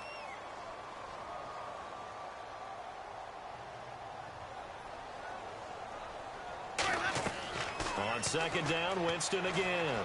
Dancing to his left. Completes this one to Cecil Shorts.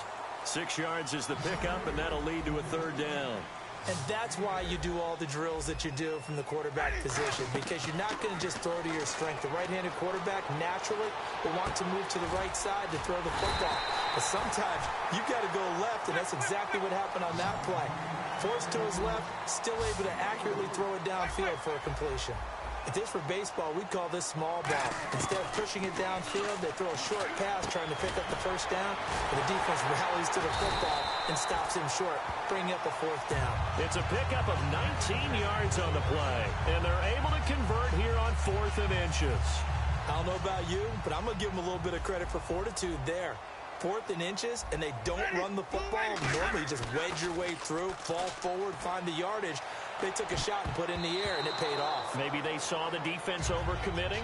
A lot of confidence there, though, because even if they overcommit, you just want to make sure you get the first down.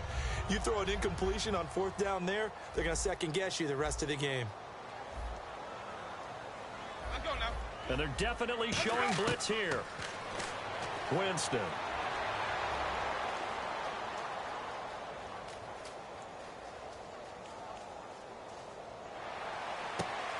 Boyd has it over the middle. And he'll get this one down near the 20-yard line. On any given pass play, you never know exactly where your exit points are going to be. On this play, he was flushed to his left, still on the run, able to accurately throw the football for a nice first down. And that's complete to Huff. And he'll take it down here just shy of the 15 at the 16-yard line.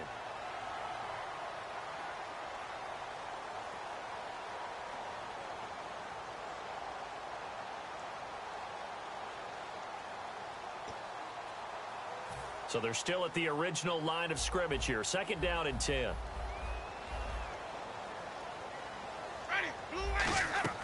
To the air again with Winston. They set up the screen to Martin. Muscles him off. It'll be a gain of 8 yards, and that'll make it 3rd down. For a second there, I thought that might break big.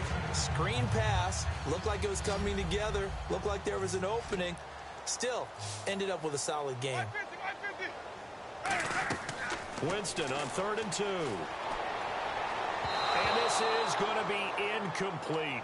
I'm not sure we could spot any tendency here on this 3rd down. They could have run it or passed it. Either one was available.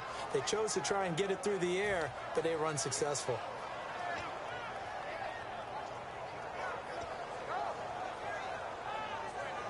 And they're indeed going to go for it here on 4th down. So trailing here in the last quarter, let's see how this plays out. They come out with 1 back and 3 tight ends. Martin, and he will have the first down inside the 10 to the 9-yard line. Call it a gain of 5, and the decision to go for it pays off. They've got a 1st and goal. From the shotgun, it's Winston. And this is intercepted, and that should do it. Picked off by Ryan Shazier. And a big turnover there as his guys will get the football back. And Pittsburgh getting set to take the field.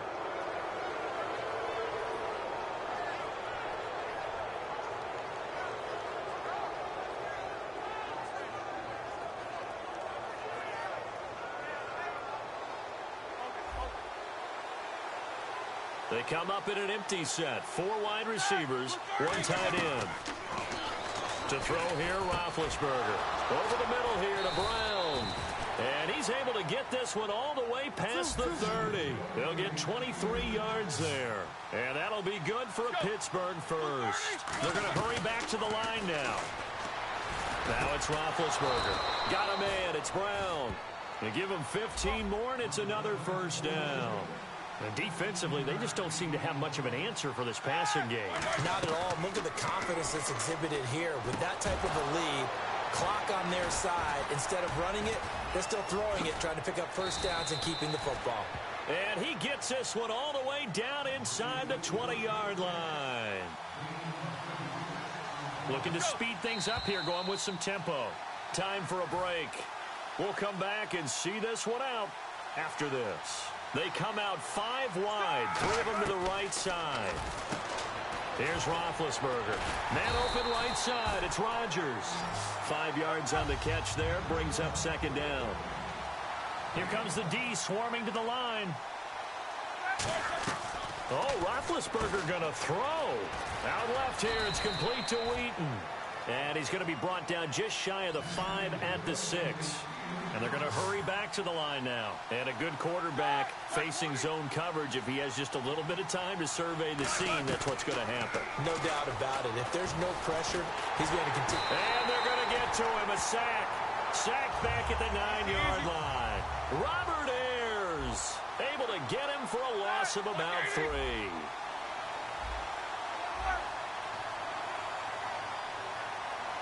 They'll send Rodgers in motion right. Now Roethlisberger to throw. And he can't corral it. Maybe a big missed opportunity there defensively in the end zone. And now third down. Not only did they drop what looked like an interception in the end zone, they blew a golden opportunity to shift the momentum. They'll bring a receiver in motion left. Roethlisberger will throw. And intercepted. Maybe the turning point they need. A great read, and it's picked off. And a big turnover there as his guys will get the football back. Now the Buccaneer offense set to take over again. And the interception thrown in the red zone last time. We'll see if they can rebound. I just have to think the last thing he said as they went back out there was, don't do that again. What do you think? What do you think? Yeah, I think that. I think that not only did he say that, but he also told them, let's put it in the end zone that it's supposed to be in, all right? The end zone we're trying to score. I know we're being a little bit facetious here, but the bottom line is take care of the football, and everything else should flow from there. Quick lesson, never ask the play-by-play guy a question. And this is intercepted, and that should do it. A great read, and it's picked off. And his guys are going to get the football at the 37-yard line. And Pittsburgh getting set to take the field. And the interception last time on the opponent's side of the field, certainly not what they wanted. Put it mildly, that is so frustrating because that signifies there's a drive going on. You're in good... And intercepted, maybe the turning point they need. Picked off by Keith Tandy. And a big turnover there as his guys will get the football back. And now the Buccaneers offense gets set to head back onto the field. And following the interception, just any interception. Now the ball comes loose over the middle to Evans. And his guys are going to take over at the 21-yard line. And Pittsburgh getting set to take the field.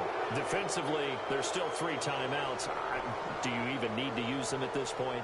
I think a lot of coaches do it anyway, and it seems like cosmetics to us. Does it just send a message you're not quitting? Send a message that you're not quitting. Let your team know you're going to battle all the way, and you're always hoping for that ultimate miracle that something will happen, you'll pick up the ball and score, and you'll have a chance one more time and maybe on an onside kick, but not likely. They'll try a little trickery here on the end around. Only a yard on the pickup, and now they've got a third down and 8.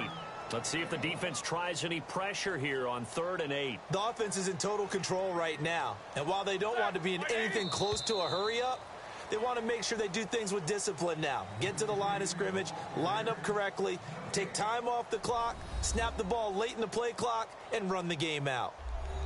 Well, I know at points in this when you wanted to close your eyes.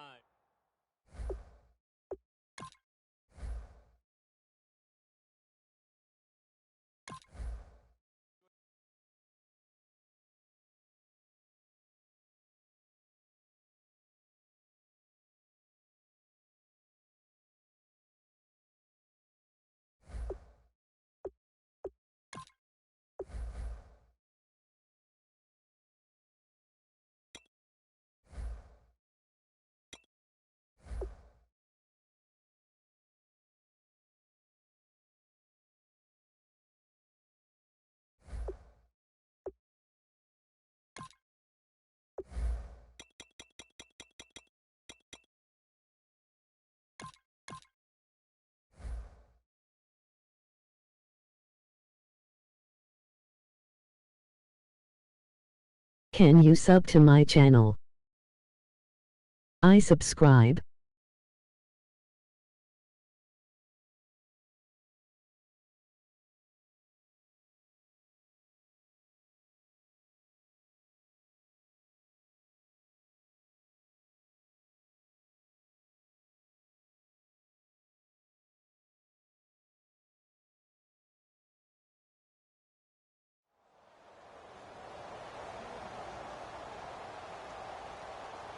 And liked. Please.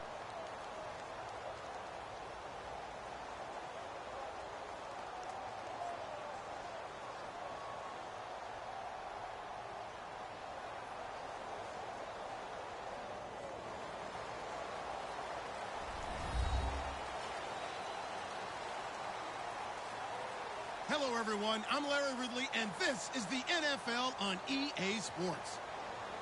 Tonight's matchup features two quarterbacks who will be trying to lead their team to victory. It's Cousins Redskins going up against Roethlisberger's Steelers. So with that, let's get up to Heinz Field in Pittsburgh. On the call, here are Brandon Guyton and Charles Davis. Right at the convergence of the Three Rivers on Art Rooney Drive, we welcome you to Heinz Field in Pittsburgh, Pennsylvania. Coming up, we've got a good matchup on tap between the Washington Redskins and the Pittsburgh Steelers. The kicker, Dustin Hopkins, set to get this one going. And with towels waving, we're underway from Heinz Field. That's fielded in the end zone.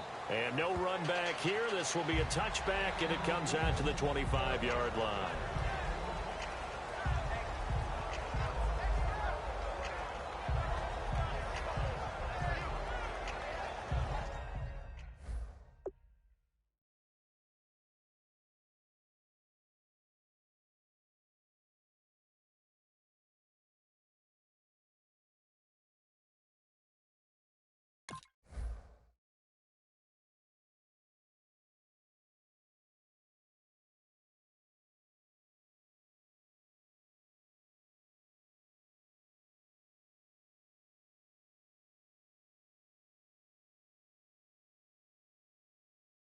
I'd.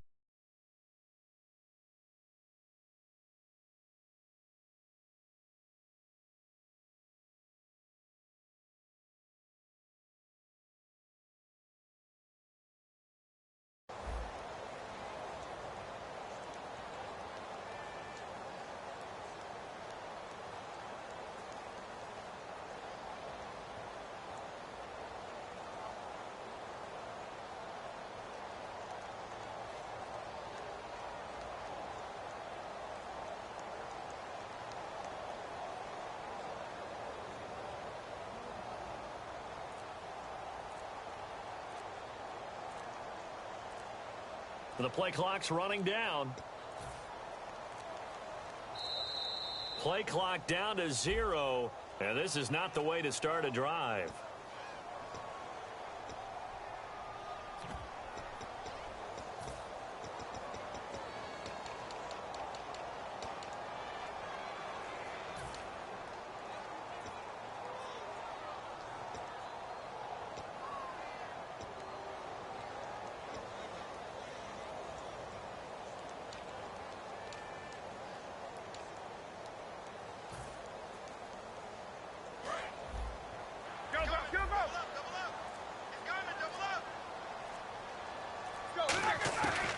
They'll run it now out of the gun. He'll get about 3 as he's taken down at the 23.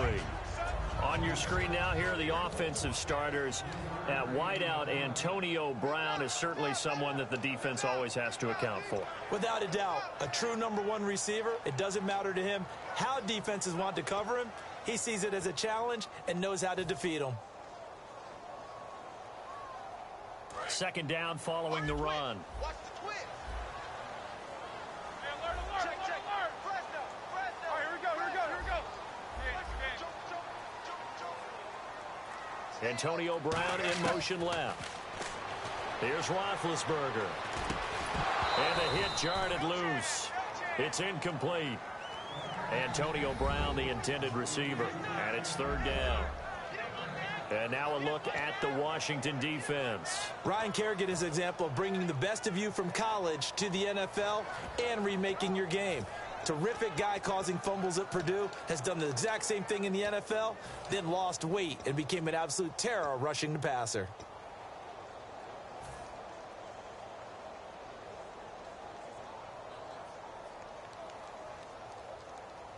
Three and out, a real danger here on their opening drive as they come up on a 3rd and 12. Hurry up, let's go. In motion left comes Bryant. Now Roethlisberger. This is caught by Antonio Brown. And he's taken down at the 43, but not before picking up the first. There's no doubt about it. That's just one of the best connections in the league. Big Ben throwing it to Antonio Brown, and Antonio Brown has turned himself into such a player.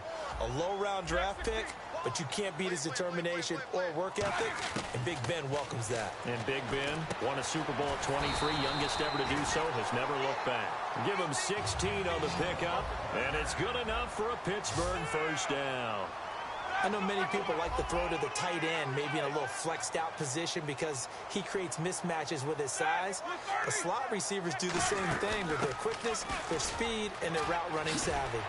And he's going to fight his way forward here for a modest gain. It's a 6-yard pickup, and it gets him to 2nd and 4. I'm not sure that you'd call it a trick play, but it definitely showed some imagination there. Our one is over.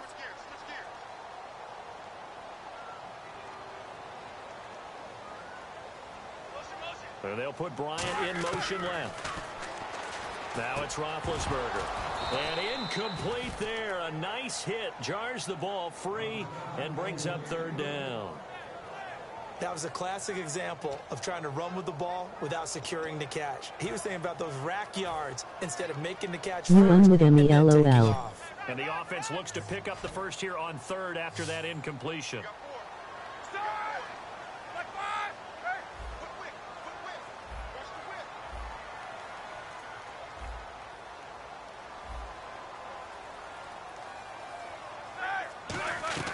Now Roethlisberger got a man, and he hits him in stride.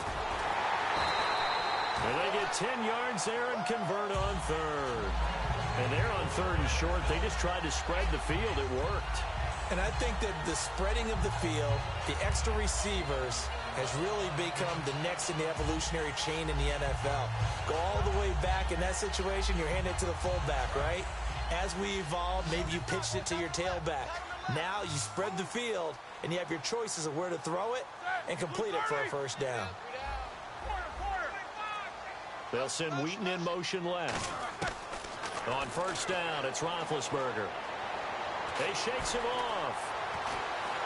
And a big loss here as he's taken down. Chris Baker coming hard that time. He's able to run him down for a loss of 12. They'll send a receiver in motion to the left. Here's Roethlisberger to throw. And the hit jarred it loose. It's incomplete.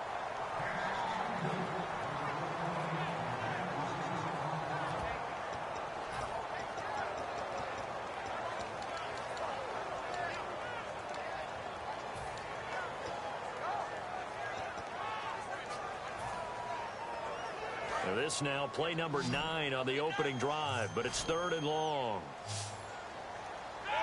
In motion left here, Antonio Brown. And no press coverage here. They are backing off in the secondary. Roethlisberger over the middle here to Brown. A heck of a play there on 3rd down, but amazingly, they're still short for 4th. And he's already got 2 catches on the opening drive. They know he's going to be a handful. And sometimes you game plan for that offensively. You want to make sure that guy touches the ball, and sometimes it just happens naturally. And then you change your game plan. When he has the hot hand, you keep going back to him because he's running routes with confidence as the game goes on. And this seemingly endless drive continues.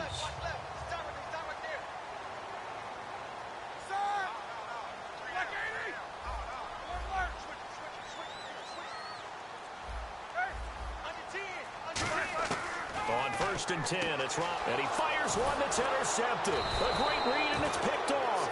And a big turnover there as his guys will get the football back. They told us repeatedly earlier in the week in our meetings, we need some plays from our defense here on the road early. They got one. And don't think they were above all week You long, said you was pointing out to leading. their defense, that the other defense is rated higher than them. You going to let that happen, guys? Is that how we're going to play? And they responded to the challenge. They'll come out in the pistol. Following the interception, Cousins. Now they set up the screen. That's complete. It's a foot race. Touchdown, Washington. Keith Marshall, 93 yards. And the Redskins have taken a first-quarter lead. And I think it's safe to say we won't call many touchdown passes longer than that this year, partner. No, I would agree with that totally. And right now, you're looking at an offensive coordinator. Conservative would not go next to his name. Risk taker, definitely, because he valued the opportunity to create a big play against what could have been disaster if they end up getting sacked or fumbling the ball in the shadow of their own goal line. Pittsburgh's offense now heading back out onto the field.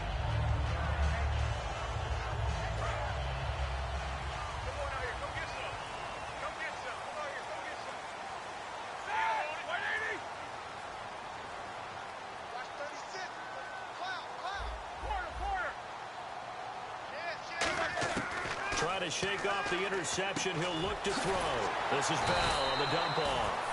It's a pickup of 16 there, and it'll lead to a new set of downs. Everyone's got to be able to catch the football. Doesn't matter what position you play, but if you're on offense, be aware a ball may come your way. Throwing now, Roethlisberger on first down. Throw left side is complete to Rodgers. Just a yard on the catch there. It'll be 2nd and 9.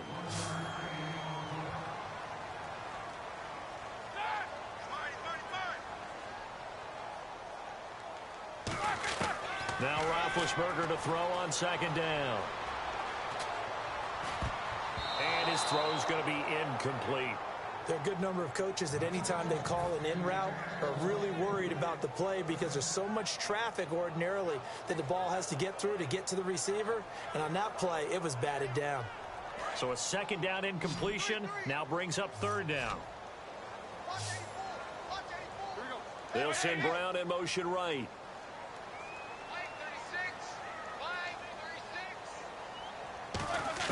On 3rd down, Roethlisberger trying for Brown, and it's intercepted. A great read, and it's picked off. And he's going to take this one back to the 37-yard line. Now the Redskins offense, they get set to go back to work here. And following that long touchdown pass, a one-play drive last time, to see if the defense, you know they're ready. They don't want that to happen again. And you would have thought they would have been ready the last time. That's what you work on all the time. Make sure that no one gets behind you. That's the cardinal sin of defense, not giving up the long pass. They did. Let's see how they adjust. On 1st and 10, Cousins. They'll try and set up the screen. It's complete.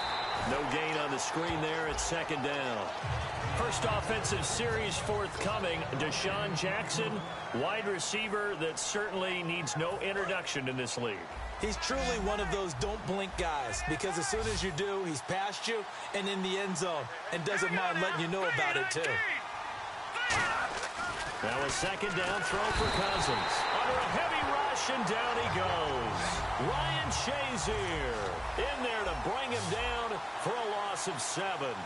Okay, you know my bias is about to come out here. A lot of people think that the offense is just moving in the wrong direction. I'd say they're moving. Now the hit comes, and Cousins lost the football. And his guys will set up shop at midfield at the 50-yard line. And Pittsburgh getting set to take the field. But that's a down and distance coaches always talk about trying to avoid, isn't it? I mean, that's 3rd and long. And you just know they're pinning their ears back and coming after him. Sometimes even with extra pressure. And he knew that. I mean, he knew they were coming. He just fumbled it. Yeah, he knew it. The offensive line knew it. Everyone did. Yet the pressure was still there, and he ended up coughing it up. In motion right is Bryant. Following the fumble recovery, it's Roethlisberger. He's going to fire one deep, middle of the field. And this is caught. It's Bryant, and it's a Steeler touchdown. Martavis Bryant, 49 yards. And the Steelers are an extra point away from taking the lead. And it's no good. He missed it. And the game remains tied. Oh, boy.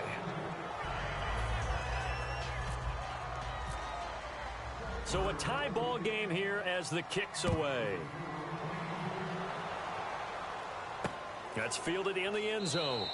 And he'll elect not to return this one, so they'll bring it out to the 25 on the touchback. Out comes the Redskin offense now as they get set to begin another possession. And they had the fumble last time that led to a touchdown. That's a no-no. We'll see what they do here this go-around. A big no-no. Put that in capital letters. Turning it over, the other team takes it down and scores. That can be a deflator for a football team. Now it's up to the offense to get back out on the field and pick things up. They're out there. We'll see if they can pick those things back up.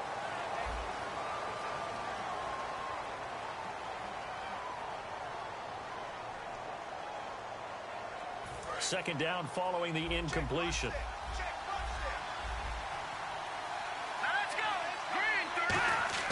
Throwing again, Cousin. Rush coming, and he's taken down. Ryan Shazier getting him once again, his third sack of the afternoon.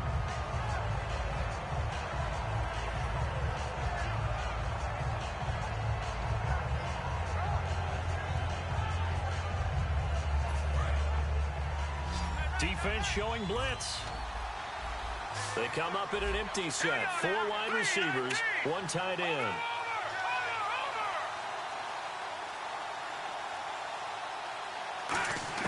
Third and long for Cousins.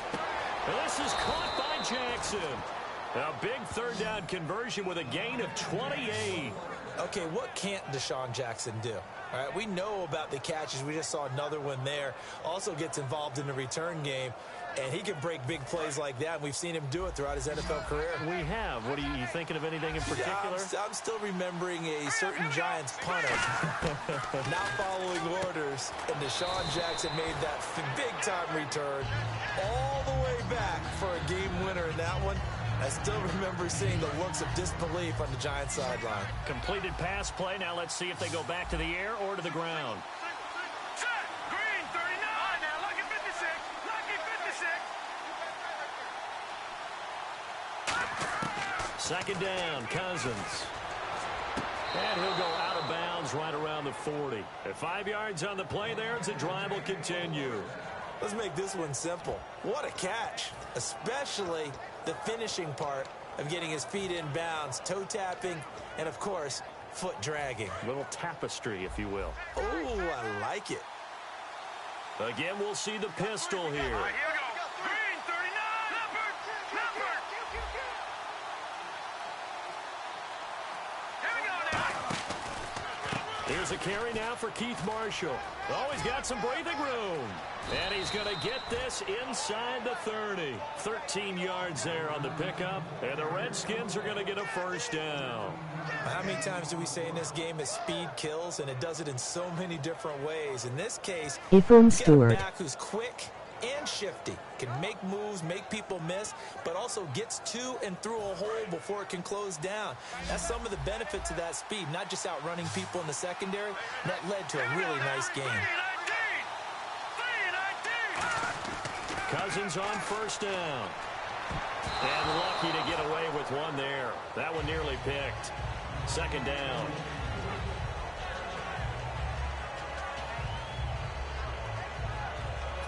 Offense walks to the line for play number 7 of the drive.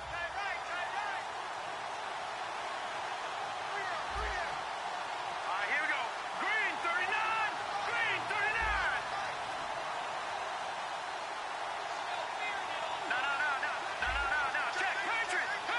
Here we go. On second down, Cousins again. Complete to the right. This is Garcon. That throw good for only a couple. It brings up third down. The goal of a wide receiver screen is get enough blockers in front to create a wall and let him pick his spot to run the football. How about the defense there, swarming to it and not allowing that to happen? Did not let him get downfield. 8th play of the drive forthcoming, and they need 8 yards on 3rd down. Let's go!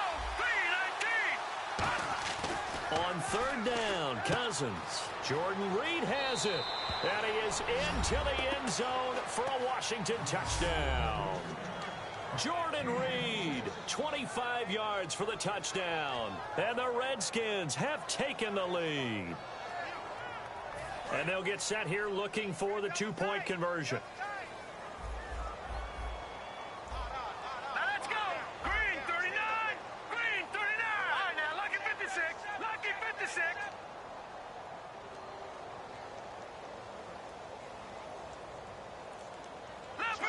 Leopard! Cousins will try and throw. That's caught. And he will get into the end zone to extend the lead by 2 more.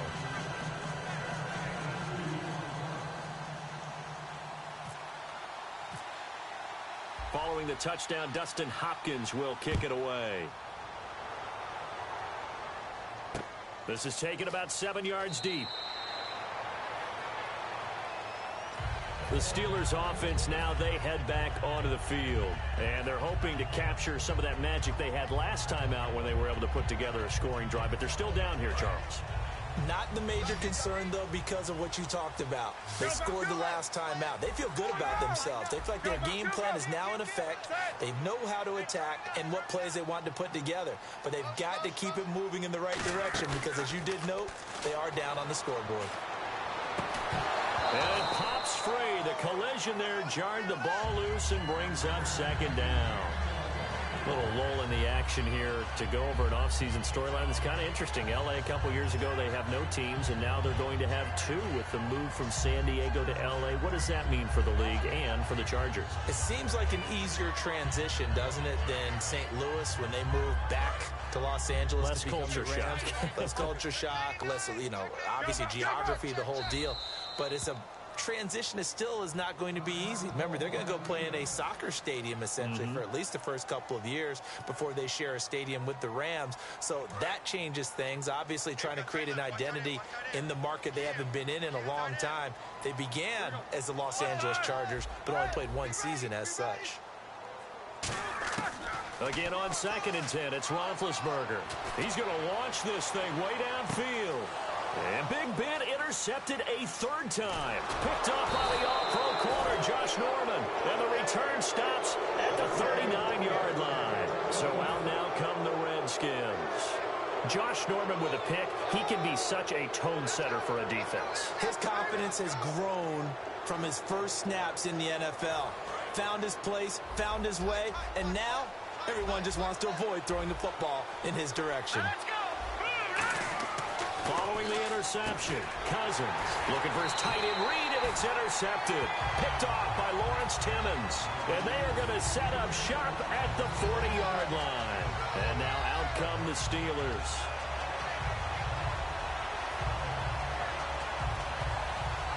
And a great spot to start this drive from here.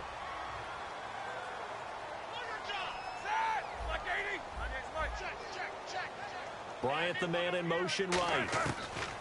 Trying to shake off the interception from the last drive. He'll look to throw. And this is caught. And he's in. Touchdown, Steelers. Martavis Bryant with his 2nd touchdown here in this first half. And the Steelers are within a 2-point conversion of tying this game.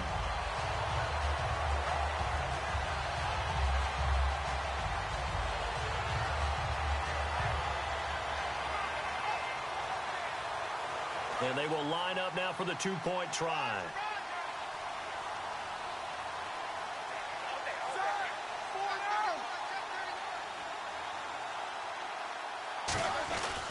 They'll try and run it in with Bell. And he'll get into the end zone, and those 2 points are going to tie the game.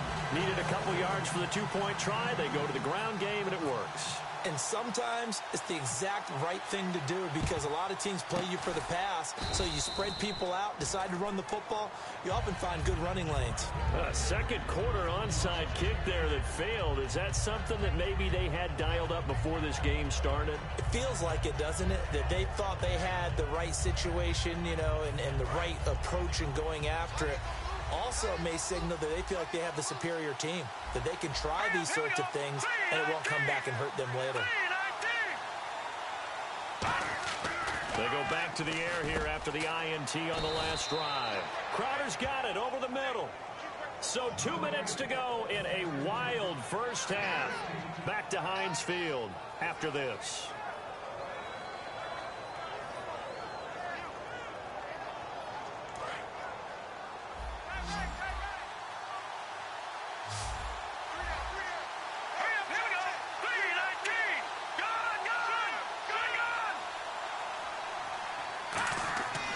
First down throw for Cousins. This will be caught inside the 10.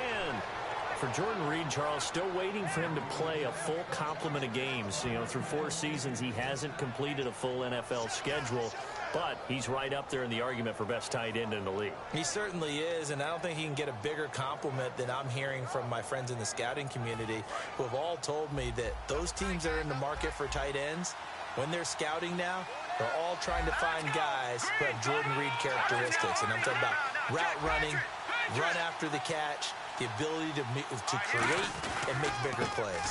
They'll try to run it in with Marshall. And he gets halfway.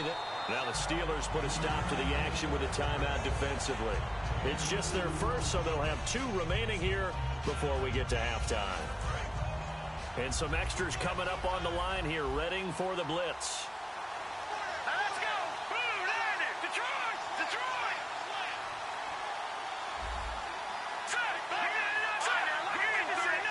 They come out here in the eye. They stay on the ground. This is Marshall again. And he'll take this into the end zone. Touchdown, Washington. Keith Marshall with his second touchdown here in this first half. And the Redskins are going to take the lead. And he atones for his miss the first time around as this one is up and good to extend their lead. Following the touchdown, Dustin Hopkins will kick it away.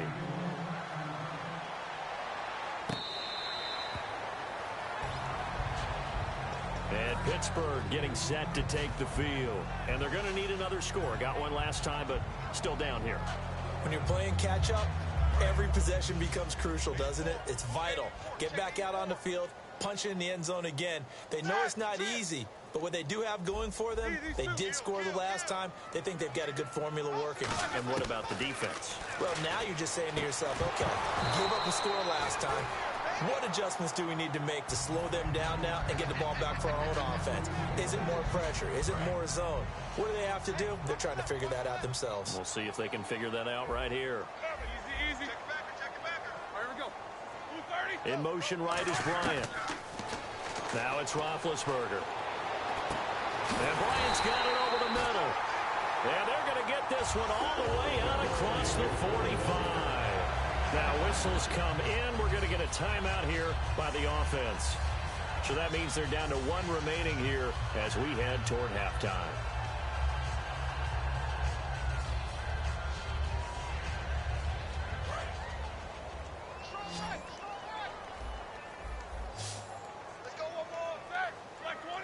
Bryant, the man in motion right.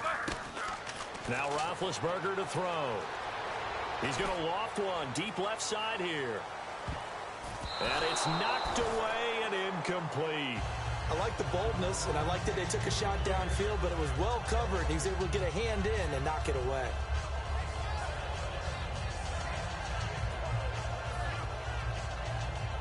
Offense looking to avoid a 3rd and long. It's 2nd and 10.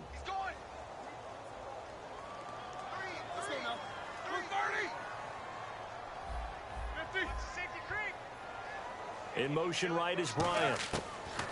Now Roethlisberger. And incomplete there. A nice hit. Jars the ball free and brings up 3rd down. After watching him drop that slant, I can hear my old coach's voice ringing in my ears right now. You can't run with the ball until you catch it. Trying to get those rack yards before he secured it. On third down, Roethlisberger. He gets it to Brown. Complete. Now hold everything here. We're going to get a timeout by the offense. And with halftime on the horizon, they'll be out of timeouts from here forward.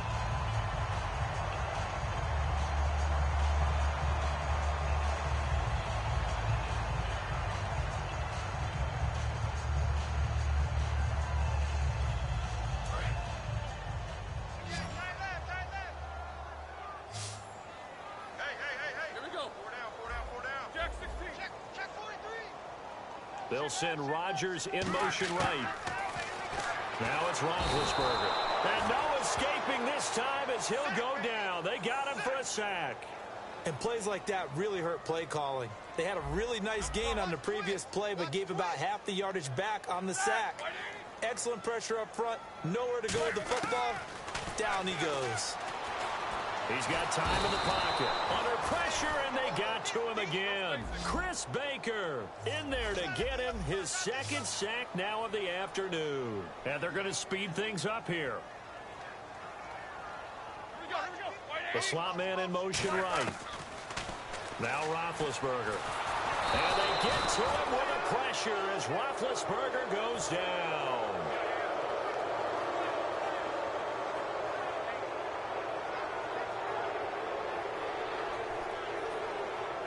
Now the Steelers' second-year punter. This is Australian-born Jordan Berry. Back deep here, Jamison Crowder. First half in the books. You're watching the NFL on EA Sports. Welcome back. Halftime over. We are ready for quarter number 3. Alongside Charles Davis, I'm Brandon Gordon.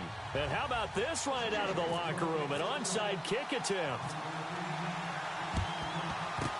And this is going to be covered up by the Redskins. A very interesting call and one that backfires. I know they're losing, Charles, but boy, to start the second half with the onside kick, risky.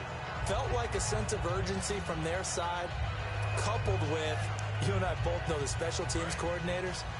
They sell their key plays each and every week to the head coach, don't they? And I'll guarantee he's been selling this one. We can get it, coach, we can get it. And that came together with that sense of urgency you talked about. In motion left here, one of their tight ends. This is Marshall. And he is met at the line of scrimmage, and he goes down right there. It's a loss of a yard there, and now second down. And the offense there, the O-line, everybody really on offense, they were just manhandled at the point of attack. Yeah, you could pretty much call them all out, couldn't you? Almost by name, right? That was a very tough sequence for the offensive line. But how about that defensive front? Creating a new line of scrimmage and creating a lost yardage possibility. And the D looking like they may blitz.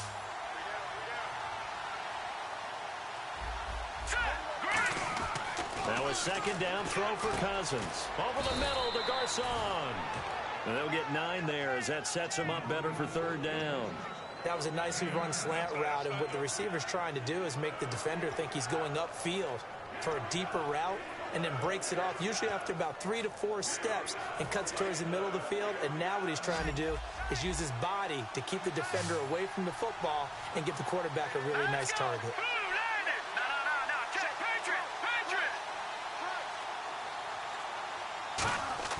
Cousins on 3rd and 2. He rifles one that's intercepted. Picked off by Mike Mitchell. And they take possession of the football and have it at the 36. Offense now to get set for their first possession of half number 2.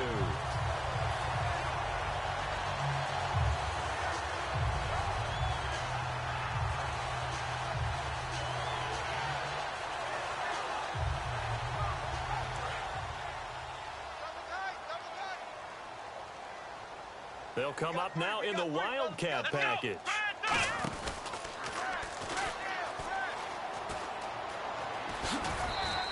Yeah, give him 4 yards there. It'll be 2nd and 6. Not a run that you're going to write home about, but still a good first down run. That's what an offense calls staying on schedule.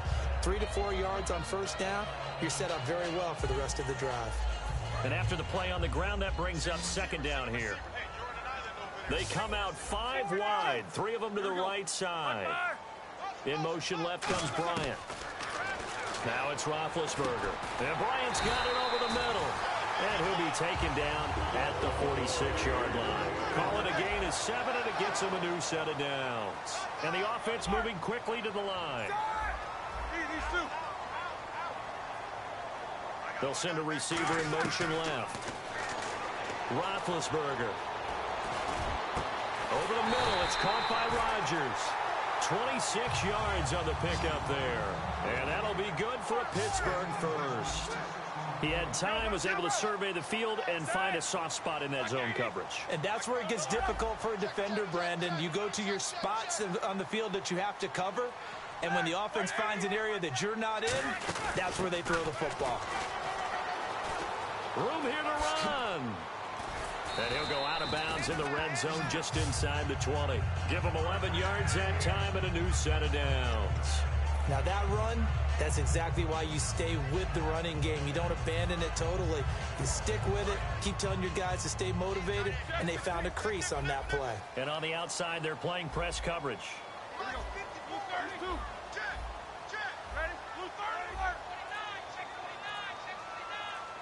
And they'll put Bryant in motion left. Roethlisberger will throw. And that is incomplete.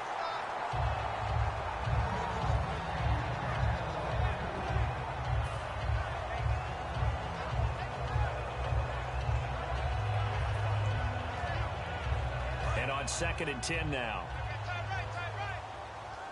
They come up in an empty set. 4 wide receivers, 1 tight end.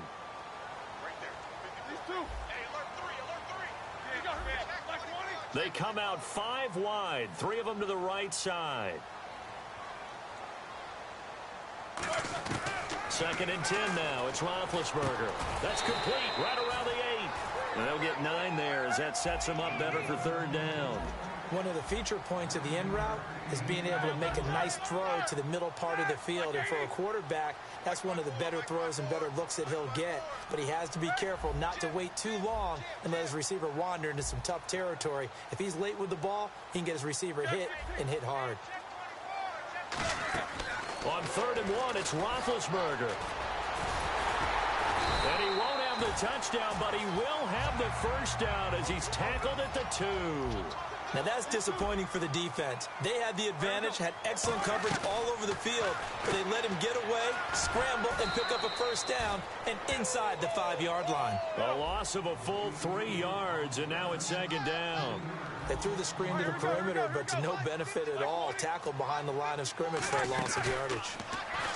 Here's Roethlisberger, and he's got his tight end. It's Green for the Steeler touchdown. Ladarius Green from 4 yards out. And the Steelers are an extra point away from tying this thing up.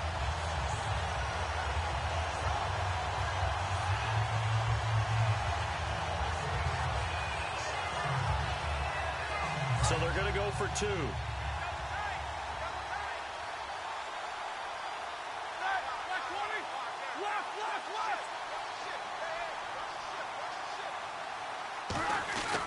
They'll go back to the ground with Bell. And he will get into the end zone as they will indeed claim a 1-point lead. They didn't want the tie. They roll the dice and they take the lead. That felt like a tone setter, didn't it? Forget tying the ball game and feeling like we're just hanging with you. We're going to go ahead and push it to a 1-point lead, and it just changes the complexion of the whole game.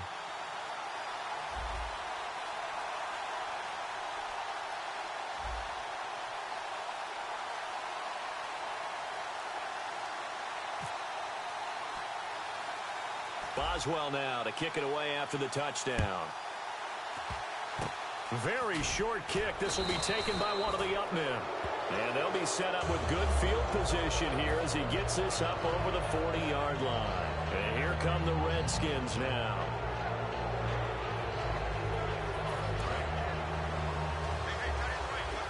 Looks like the defense in press coverage here. Another pistol look here. They go back to the air here after the INT. Oh, it's a screen pass. That's complete. And he's going to get this down to the 35-yard line. And a nice gain of 21 yards. And that was a beautifully executed screen pass. They let the rushers get upfield and get the escorts in front, meaning the offensive linemen, other blockers out in front, completed the pass beautifully. So now you've got all that open space with big guys leading the way. On the catch, it's Crowder. A gain of 6 there on first.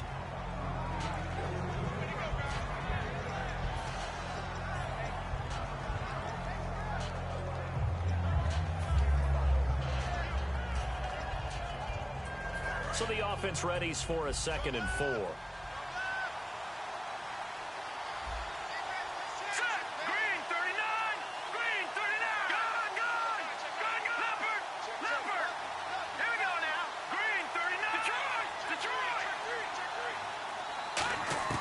Cousins now on 2nd down. And Reed with it over the middle. And he'll be a little shy of the 25 here at the 26-yard line. Well, the strategy was evident there. Get it to your tight end and make it a one-on-one play with a cornerback. Who's usually going to win that one? The tight end, but not there. Not in this situation. How about the corner defeating that logic and making a really nice tackle?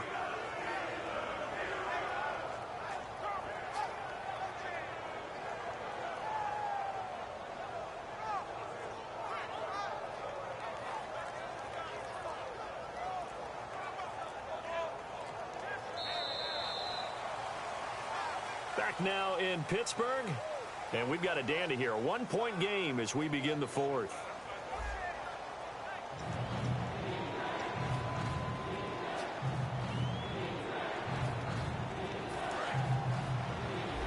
Yeah, the defense definitely showing blitz here. The Steelers insert their nickel defense on 3rd down. Yeah, they add a DB. On 3rd and short to give to the tight end. And he gets the first down yardage before he's brought down just outside the 10 at the 11. When teams have a tough time running the ball as this one has throughout this game, it's so easy to just say, forget it, let's throw the football. But that's exactly why you stay with the running game. Eventually, you stick with it, you make some adjustments, you often find ways to run the ball better as the game goes on. And now inside the red zone, the offense will operate.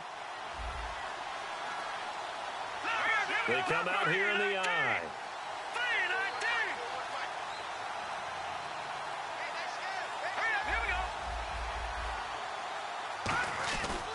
And here's Marshall. And able to push his way forward here for a good little gain. He'll get a nice chunk there on the first down run, and it's 2nd and 4. Some runs are blocked so well, you almost forget that someone has to carry the ball to gain the yardage. The leverage by the offensive line to create space up front, really well done.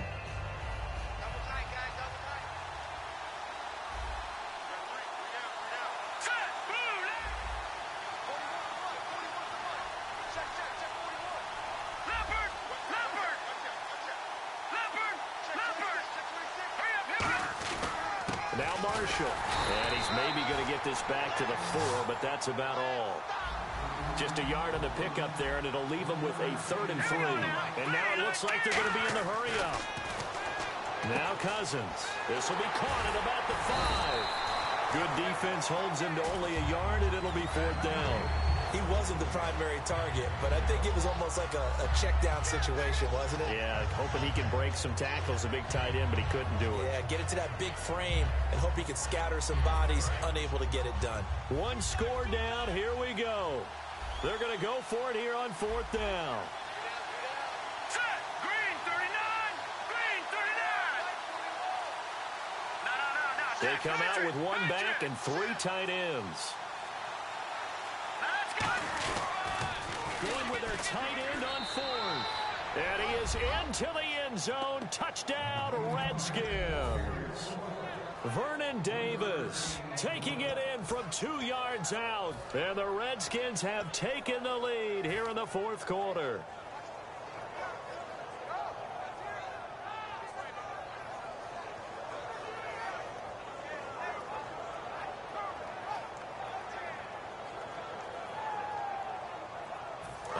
right, now a big two-point conversion attempt still to come.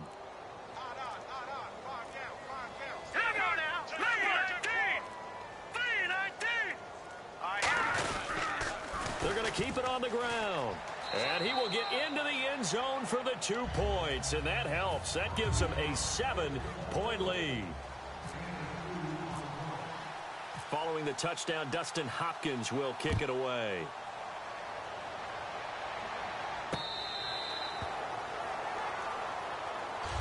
And Pittsburgh getting set to take the field.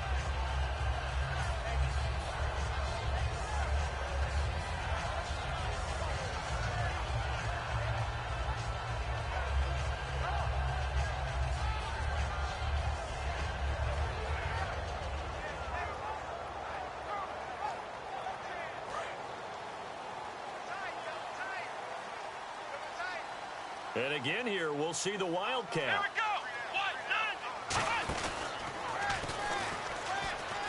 And he is going to lose yardage here. That's going to go as a loss of a yard, and it'll be second down. And yet again, this run game just continues to be completely shut off. Completely stymied. I mean, they're trying to get some consistency, trying to find plays there throughout this game. And the offense behind the chains here a touch on 2nd and 11. They come out 5 wide, 3 of them to the right side. In motion left comes Bryant. Now Roethlisberger. And that one got tipped, kind of threw everything off. It brings up 3rd. I think the defenders have to feel pretty good. Even though the ball was tipped in the air and could have become a big play for the offense, they actually won one because the guy flinging it today, he's having quite the performance. Couple touchdown passes, almost threw his first interception, but he's throwing it so well, I think Lady Luck was on his side.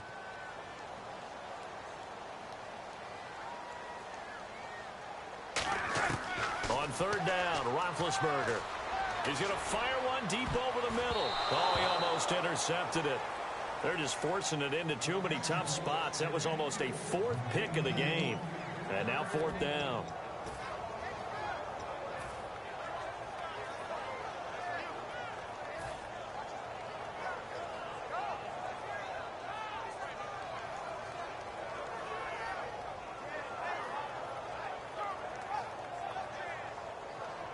Roethlisberger will stay out there, and they're going to go for it on 4th.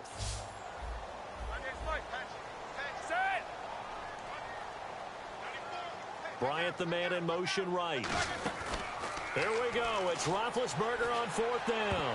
And no, it's incomplete. Mike Tomlin takes a shot here, but to no avail. And the Redskins will take control of the football in great field position. The Redskins offense now, they head back onto the field. And they're definitely showing blitz here. They come up in an offset eye.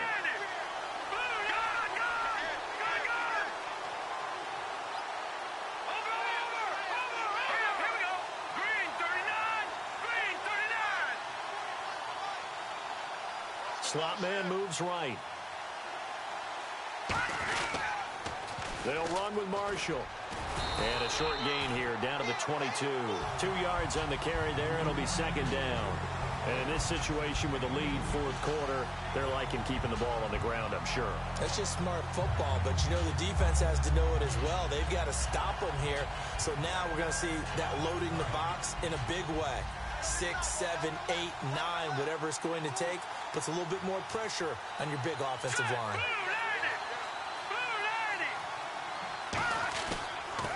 They'll give it to him right up the gut. Stays on his feet. Just a couple on the ground there, and that's going to bring up 3rd and about 6. Tough day, tough sledding right there, and it's been that way the entire game. Not a whole lot of room to ramble for him. Yeah, you're right. It's been that way all afternoon. Didn't get a whole lot better there.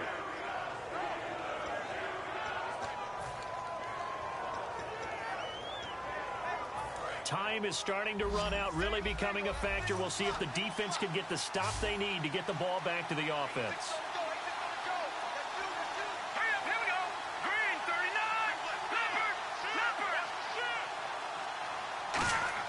On 3rd down, Cousins. And he finds the tight end, Reed. A great effort there to shed the contact, and it helps him pick up the first. Now the Steelers put a stop to the action with a timeout defensively. It's just their first. They'll be down to 2 remaining as we step aside here in the fourth quarter. And at this stage of the game, time a factor, time on their side as they just try to eke out the final precious moments of this one. Hurry up, here we go. 3:19. 3:19. They'll give it to him right up the gut. And he will. And the Steelers signal for another timeout. That's going to be their second. They'll be left with one more plus the 2-minute warning. And we'll be back.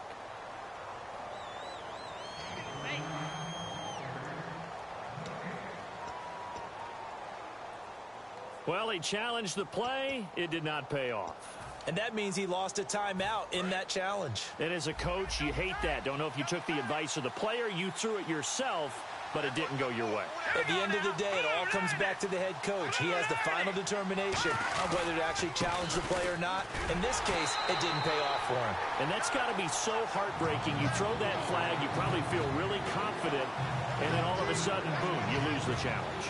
Yeah, when you take a look at it, you're throwing that flag because you believe you're going to be right. And when it comes back the other way, you have to regroup.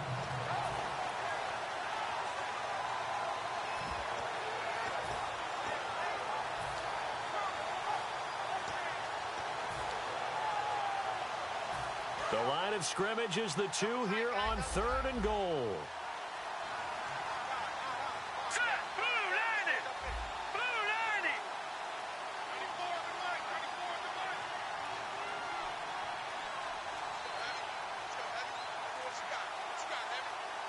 on the mic. On 3rd and short, going with their tight end. And he'll take this into the end zone. Touchdown, Washington. Vernon Davis with now 2 fourth-quarter touchdowns. And the Redskins find a way to stretch their lead. Still an important piece of business to take care of, the extra point.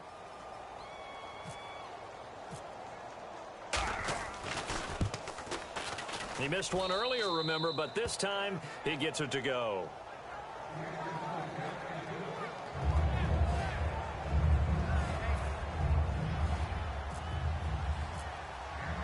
Following the touchdown, Dustin Hopkins will kick it away.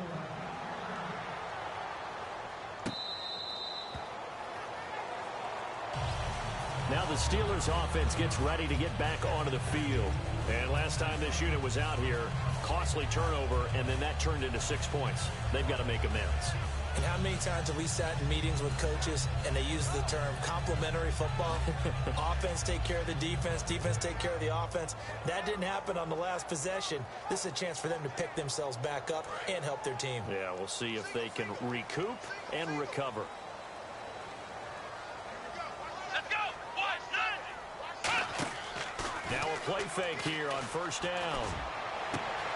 And Green with a catch left side. The 30. And into the end zone. Touchdown, Pittsburgh. Ladarius Green. 2 catches, 2 touchdowns here so far. And the Steelers are able to make this a close game again. Still an important piece of business to take care of, the extra point. And this time he gets it to go as it is up and good.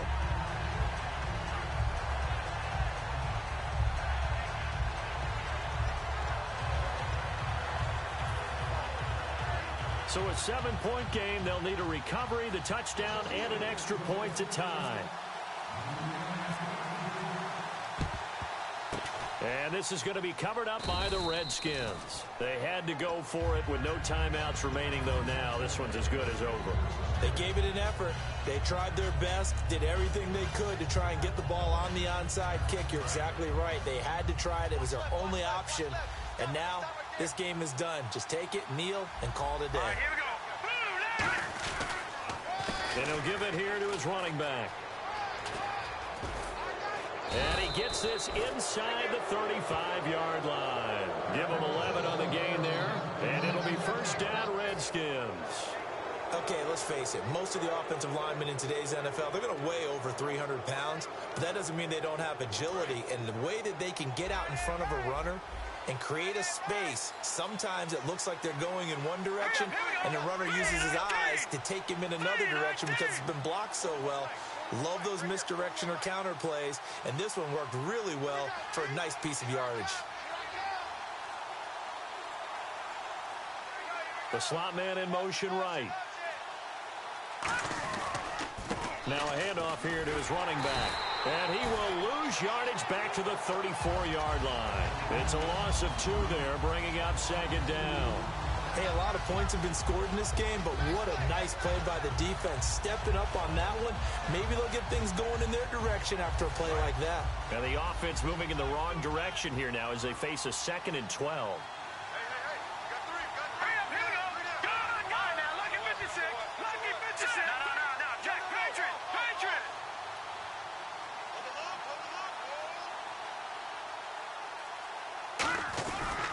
They'll give it to him right up the gut.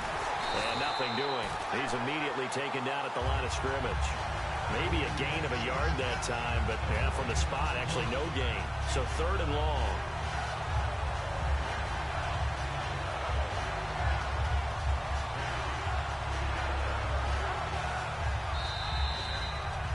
A lot of scoring. There's no doubt about that in this one, Charles. Points, they were not at a premium. They were pretty easy to come by. They were, but it was fun, wasn't it? Because both teams finding ways to click.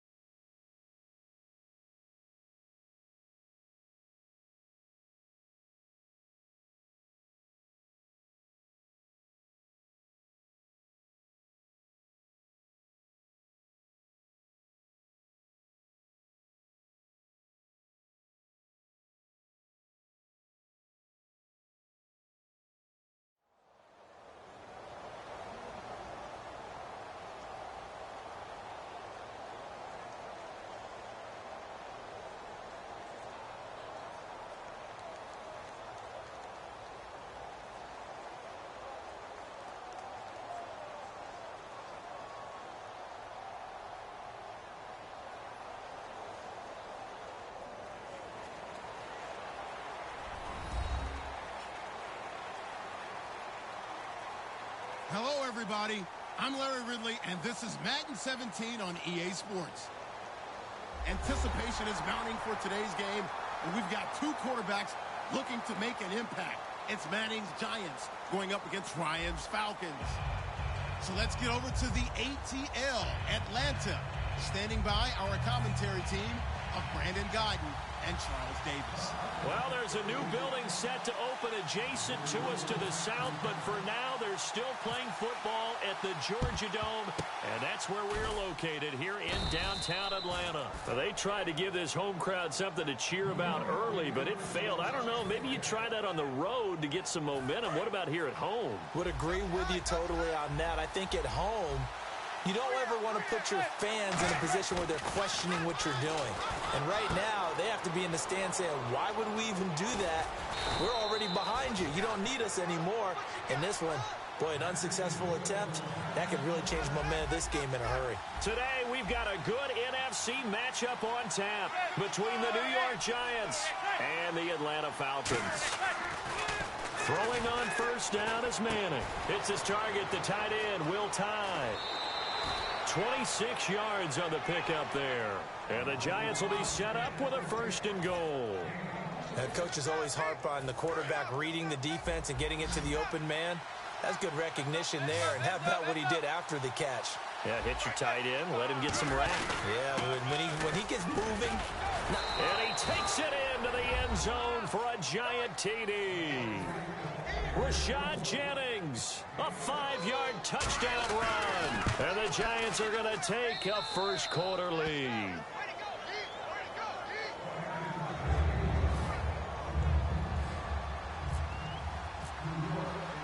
After the touchdown, it's Robbie Gould now to kick it away.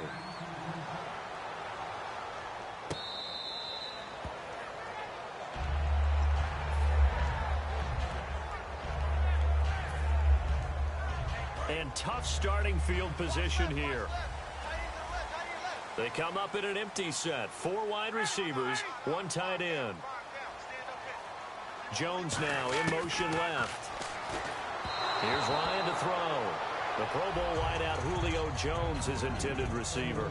And now it's 2nd down.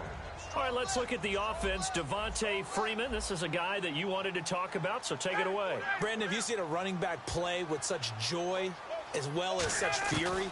I love the way he runs the football and attacks defenses. And the catch is made by Justin Hardy.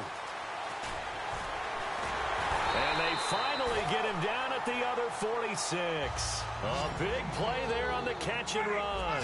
54 yards.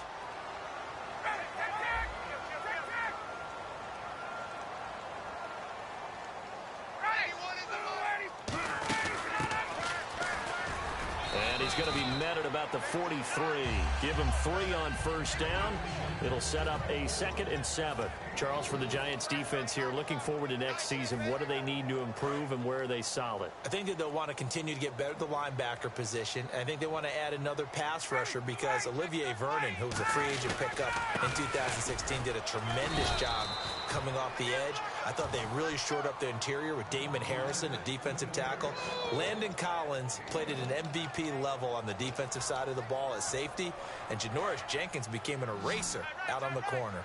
And now on 3rd down, they'll need to get it to the 36 to pick up the first. Ryan. It's hauled in by Hardy. And he's able to get it to the 33. Good enough for a first down. Counting down toward the midway point in quarter 1. Well, they've had a great, impressive drive going here, and that pickup ensures the drive continues. And not only do you continue the drive, which is demoralizing for the guys on the defensive side of the ball right now, but you make your own defense happy. They're able to get a little more rest over on the sidelines while this one continues downfield. And Brandon, I think Mohamed Sanu had a nice career while he was in Cincinnati, but he really elevated 2016 in Atlanta. The most catches for himself in a single season. 59 of them, 4 touchdowns. Really a nice compliment to Julio Jones, and he was a nice compliment in Cincinnati. I don't want to say he's not a number 1 receiver, but he plays that number 2 slot well, doesn't he? He does, and I think it's because of his versatility. He can play in the slot, he can play out wide. And a loose football. And the Giants have it. It's picked up. Hey, whatever happened to the days of just getting a fumble recovery? Everyone's into taking it the other way and trying to create points themselves, aren't they? Well, they are, and now a terrific opportunity inside the 5.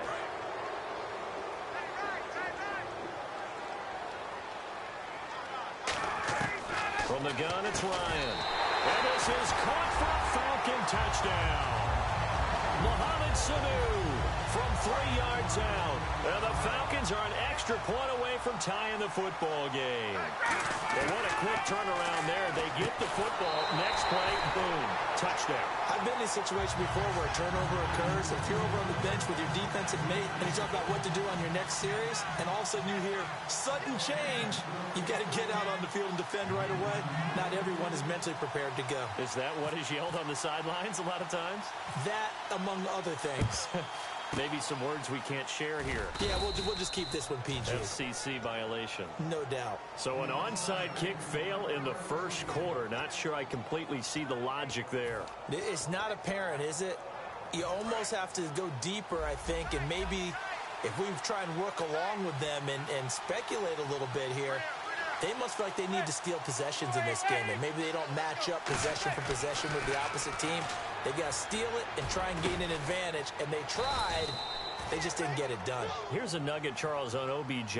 This year he had 101 catches, now 288 for his first 3 years in the league. That ties him with his former LSU teammate, Jarvis Landry, for most catches for a receiver in their first 3 years in the NFL. And just think about it this way. LSU is known as a running back factory as well. So wide receivers coming into the league and doing the damage they're doing, absolutely incredible.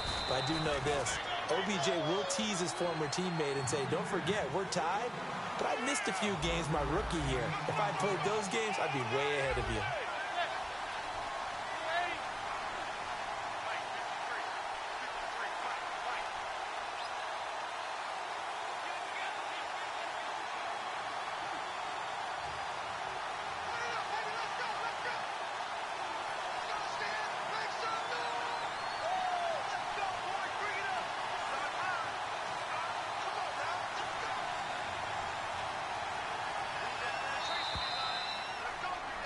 Alongside Charles Davis, I'm Brandon Gaudin, and it's the Giants with a football here as we begin quarter number 2. But they've got a 3rd and inches coming up, trying to keep the chains moving.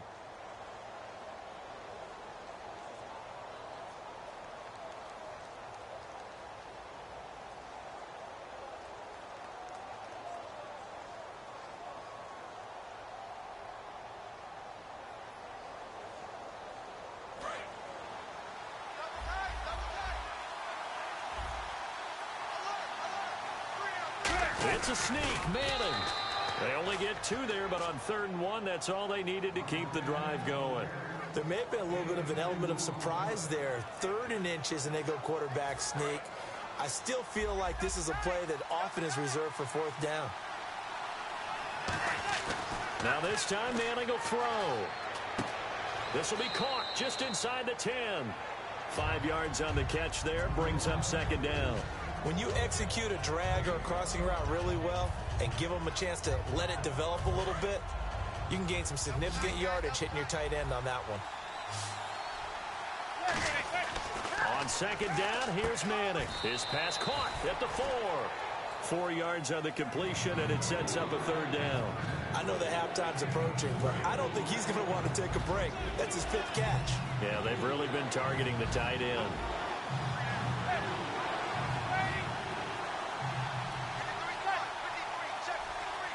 And Manning keeps it himself. They give him 2 yards there as they're set up now with a 1st and goal.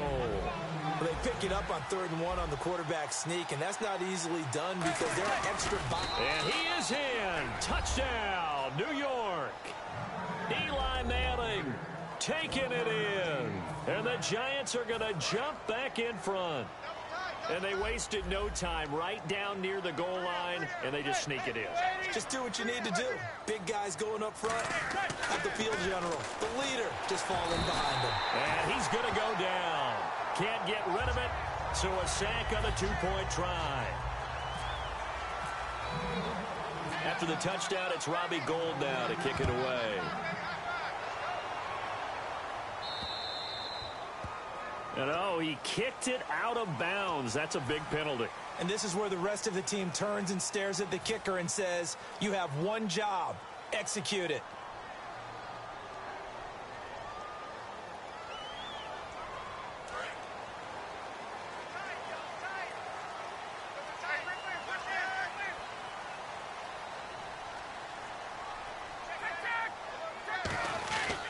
This is Coleman. And he takes it past the 45 and down at the 46. And for Coleman, if you combine the rushing and receiving yards, close to 1,000 last year. He had 8 touchdowns as well and was just really a great 1-2 combo with Devontae Freeman. An outstanding one, and just think if he's on just about any other NFL team, he's probably the lead running back. And Devontae Freeman gets the bulk of the carries. But Coleman, when he does get his hands on the football, he really produces a big way. Speaking of the numbers,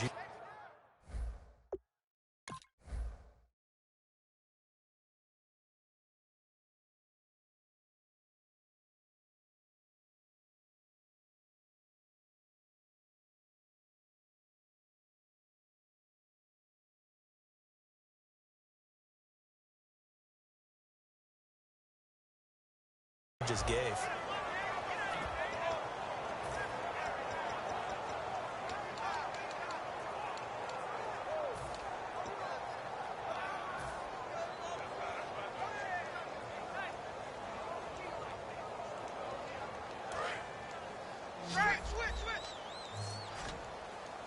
And 5 in the secondary now for the Giants on 3rd down. Sanu, the man in motion left.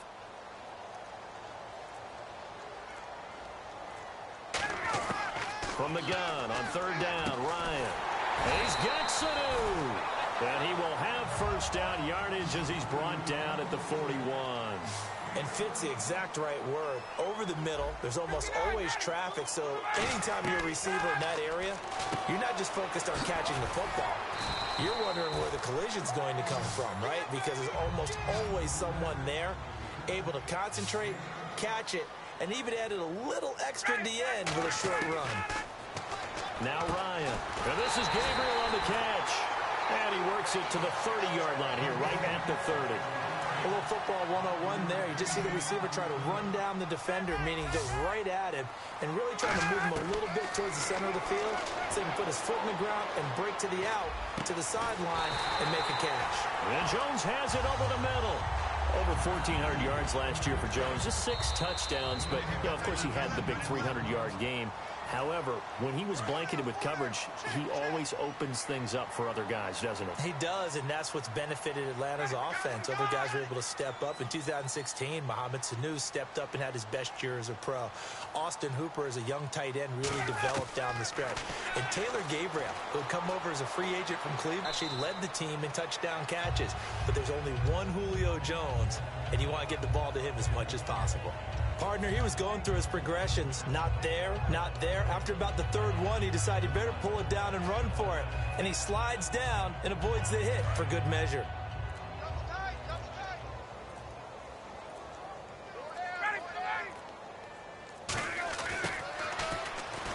And he goes backwards on this one, losing. And now the Giants will stop play as they take a timeout defensively. It's just their first, so they'll have 2 remaining here before we get to halftime.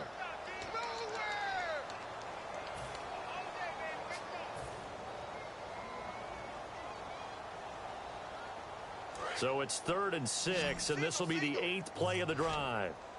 It's a 5-receiver set, 3 to the left, 2 to the right. That's caught at the 1, and he'll take it into the end zone. Touchdown, Atlanta. Mohamed Sanu with his 2nd touchdown here in this first half. And the Falcons have cut it to within a score. And now the Giants, they get the officials' attention and take another timeout. So that means they're down to 1 remaining here as we head toward halftime. On the keeper, here's Ryan.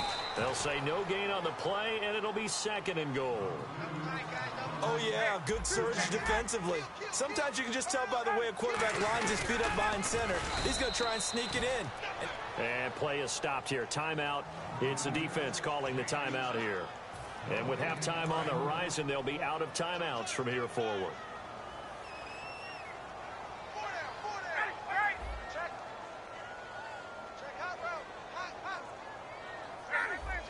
They come out with one back and 3 tight ends.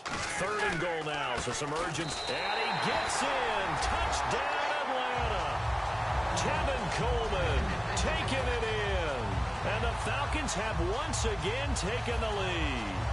And while that touchdown does not give them an insurmountable lead, it's still a lead, and that always feels good to a team. They'd love to take that into the lockers, but a little time left on that clock, so some work to do. I like that. I like how you're guarding against a letdown there. Already looking forward. Coaching them up from right up here in the booth. To throw is Ryan. That's caught at the 1. And they don't get it. They tried for the 2-point conversion there, but unsuccessful. And after the touchdown, here's Bryant now to kick it away. That'll be taken in the end zone.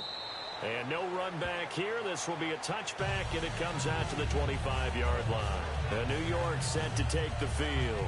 And what do you think goes on here in this situation? If you got the football, you're trailing, you're back in your own territory with just a little time. Do you try something? You're thinking about jump-starting your team, right? You just mentioned it. They're down. They're trying to get back into the game. But you got to figure if something goes wrong, you may have put yourself in a spot where you may not be able to come back in the second half. Managing risk, this is a big decision here. Going for the deep ball. It's caught inside the 25. A big play there just before halftime. 56 yards. Well, that's the kickstarter right there. Eli Manning finding his guy, Odell Beckham Jr. Yeah, it's a deadly combination, isn't it? It really is, but what really makes it work is just how unflappable Eli is with his demeanor, able to maintain his calm and his poise. Because we know, OBJ, he can run pretty hot and get excited out there. Sometimes just one-handed grabs for him. It doesn't matter what it is. Just throw it up there. He'll go get it. Back to the air on 2nd down. It's Manning. That is caught inside the 5. It's a really nice 15-yard pickup, and now it's 1st and goal. And quickly, they get to the line. To throw, it's Manning. And now the ball comes out. Manning lost it.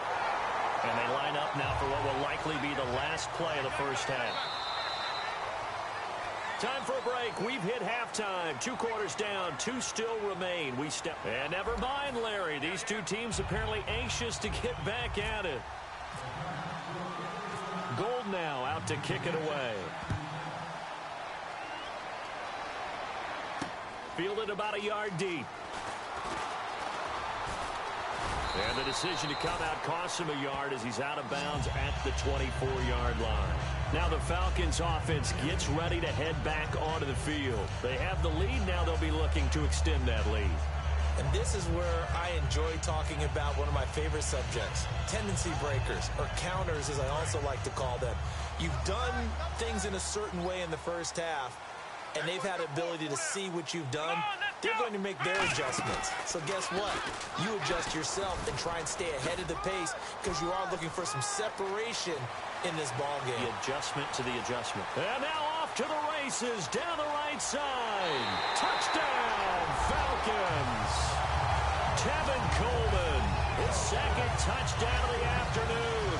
And the Falcons will add on to their lead.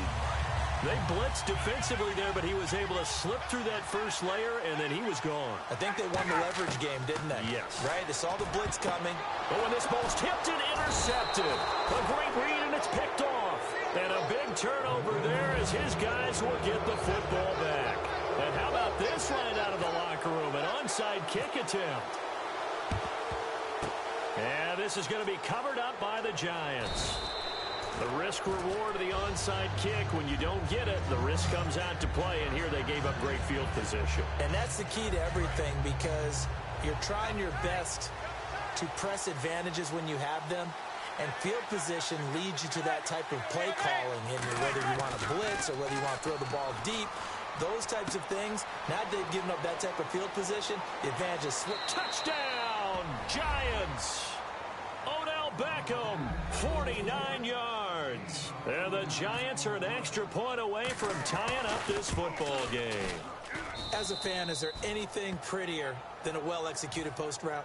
No, it's a thing of beauty, especially when it's done like that for a touchdown. The throw, the catch, and how about the run after to get it to the end zone?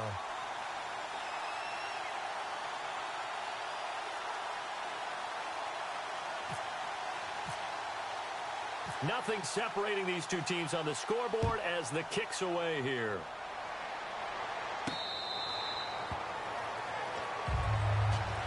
Atlanta now coming out on the field. And they hit the home run last drive. One play on the ground all the way to the house. Now the defense, maybe they're expecting a run here. Partner, I love your description because when we talk about hitting the home run, we're usually thinking about a passing play, aren't we? Something in the air, deep ball. But how about them just taking it big-time jaunt? Now if you're coming back out, now they've established this run game, the play-action pass could very well be open. Well, you mind if we go off topic for a second? No, you know I like to do that randomly. AFC playoff contenders for this year that didn't make it last season. Who do you have that might get in? Well, I think Cincinnati's got to be considered there. Maybe they'd have an offseason that's calm, and they go into this season and try and get back to the playoffs where they've been perennials. How about Denver? Yeah. Remember last year they didn't have the quarterback to start. Trevor Siemian played pretty well overall, but maybe they can get solidified there and ride that strong defense right back into the playoffs. I'm going to give you a couple a little bit off the pace. Indianapolis cannot afford to squander Andrew Luck, one of the better young quarterbacks in the game. They've got to get back to the playoffs. And Buffalo, brand new head coach, brand new people running the ball club. Let's see if they can figure it out, because I think defensively they can be awfully strong. And once again, leverage wins. The offensive line, lower than the defensive front. They moved them and found some good space for the guy carrying the ball. Time running out here on the play clock. Freeman again. And he'll get it out to midfield. Looks like, yeah, they'll spot it right at midfield at the 50. Only a gain of a yard, but that's all they needed, as that's going to move the chains. 2nd and 1, and people want to run the football. This is what every back in the league is supposed to do, exactly what we just saw there. Pick up the first down. It's a loss of a yard there, and now 2nd down.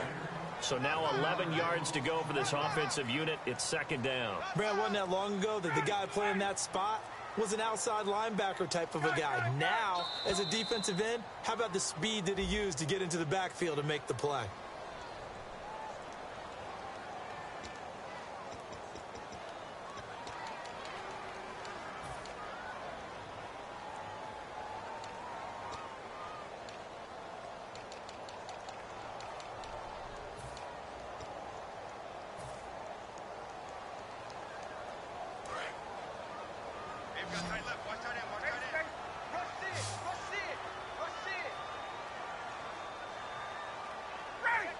Sanu, the man in motion left.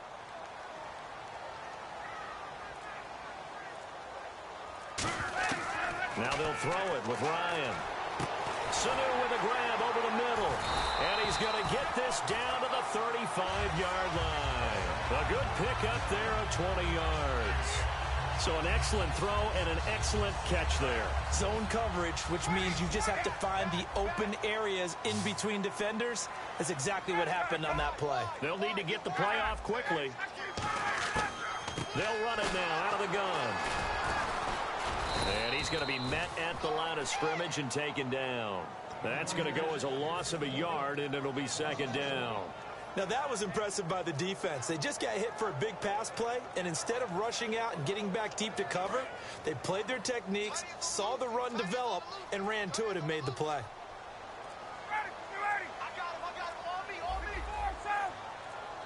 Not a 0-5-yard penalty. Yeah, I like your point there. Not enough sense of urgency. People walking up to the line of scrimmage, you've got to get up there and get set and be ready to go. Offense walks to the line for play number 7 of the drive. And he goes in motion here in the backfield. On 2nd down, Ryan. And the hit jarred loose. It's incomplete. 9th play of the drive now on 3rd and a country mile.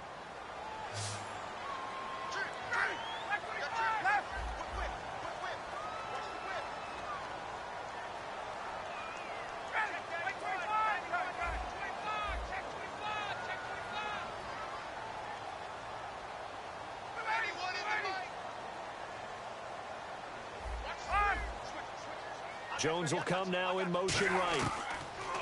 Here's Ryan to throw. A hit as he throws there, incomplete. Not too many things get to a quarterback of this magnitude, but I think it's safe to say that pressure can get to any quarterback. Now, he's obviously a great franchise quarterback, but felt the pressure, threw it incomplete.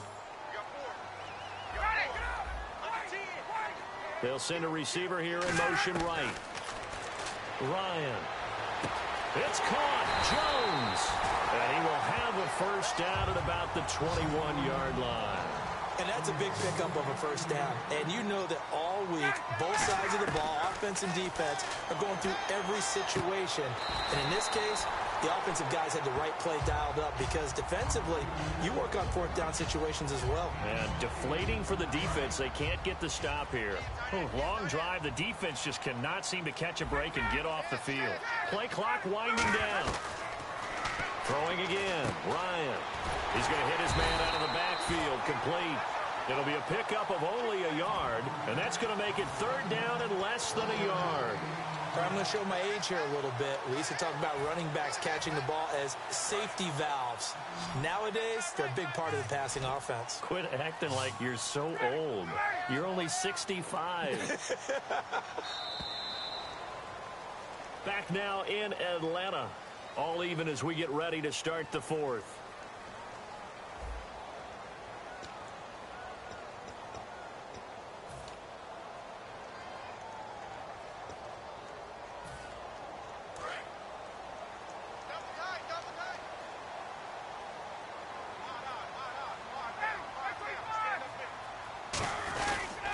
Coleman now. And he gets the first down yardage he needs before he's brought down at the 6. Boy, where would these guys be without his performance on the ground? That puts him over 100 yards now for the afternoon, and I tell you, he seems to be getting stronger as the day goes along. They come out with one back and 3 tight ends. They stay on the ground. Again, it's Coleman. And he'll take it into the end zone. Touchdown, Atlanta. Tevin Coleman, a 6-yard touchdown run. And the Falcons have broken our tie. Here we go now as we get set for a big 2-point conversion. It's Coleman here. And he is into the end zone. The conversion attempt is good. And that'll give him an 8-point lead here in the fourth. And after the touchdown, here's Bryant now to kick it away. That's fielded in the end zone. And no run back here. This will be a touchback, and it comes out to the 25-yard line. And New York set to take the field.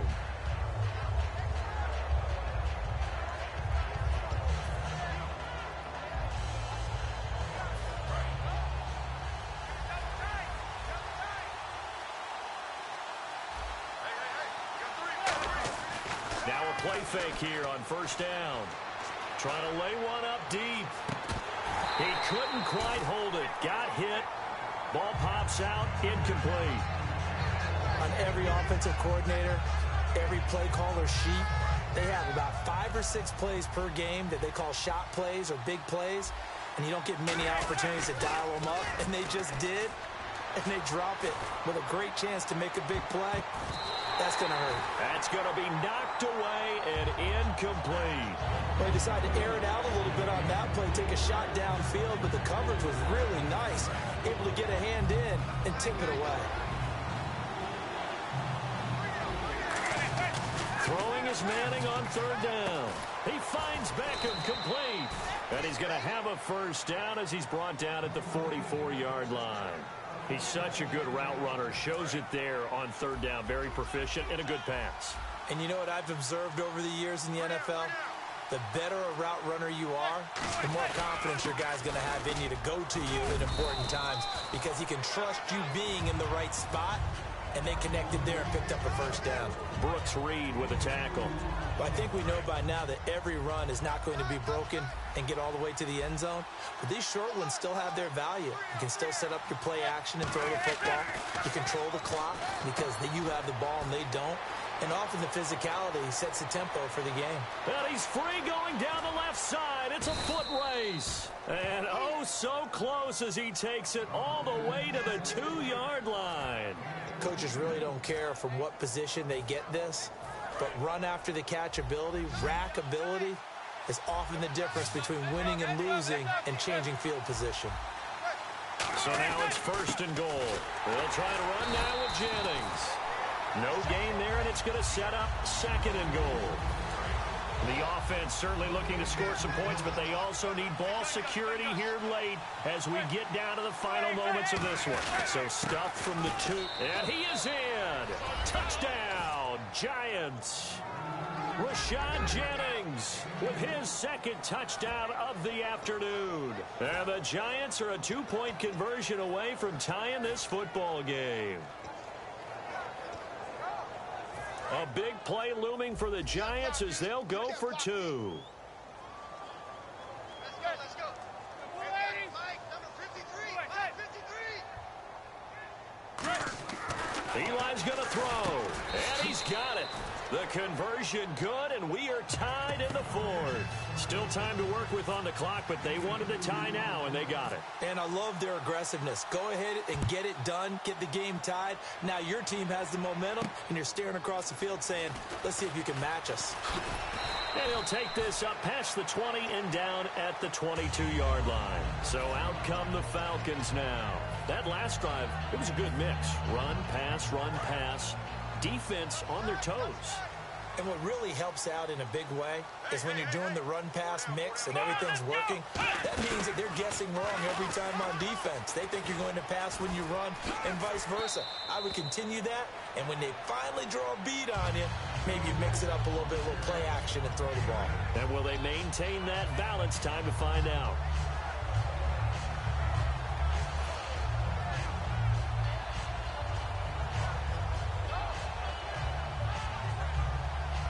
See if they stay on the ground for 2nd down.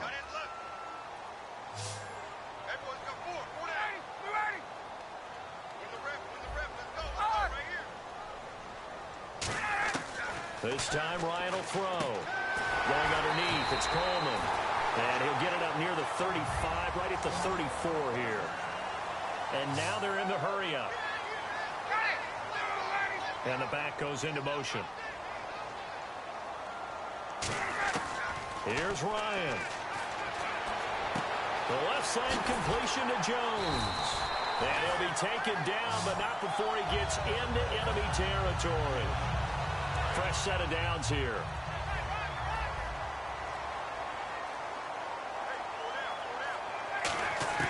Ryan to throw.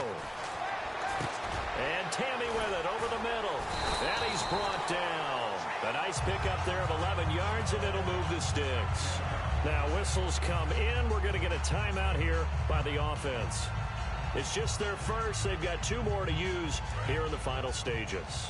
Well, timeout on their side here. In fact, a lot going against them. They do have a small glimmer of hope. No one likes to play extra football. They want to go for the win right now. Here's Ryan. And this is Gabriel on the catch.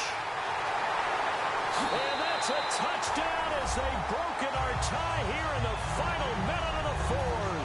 Well, any thoughts about overtime have ended at this juncture. That touchdown puts them up 6. I would imagine they'll kick the extra point now and rely on their defense. Yeah, rely on their defense. So a little bit of time left on the clock here in the 4th, but they got to feel good now.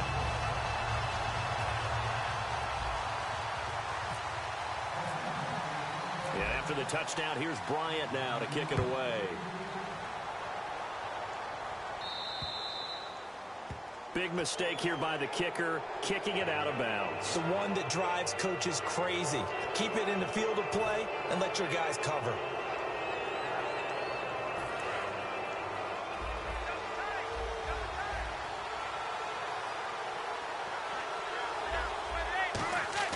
Back to throw.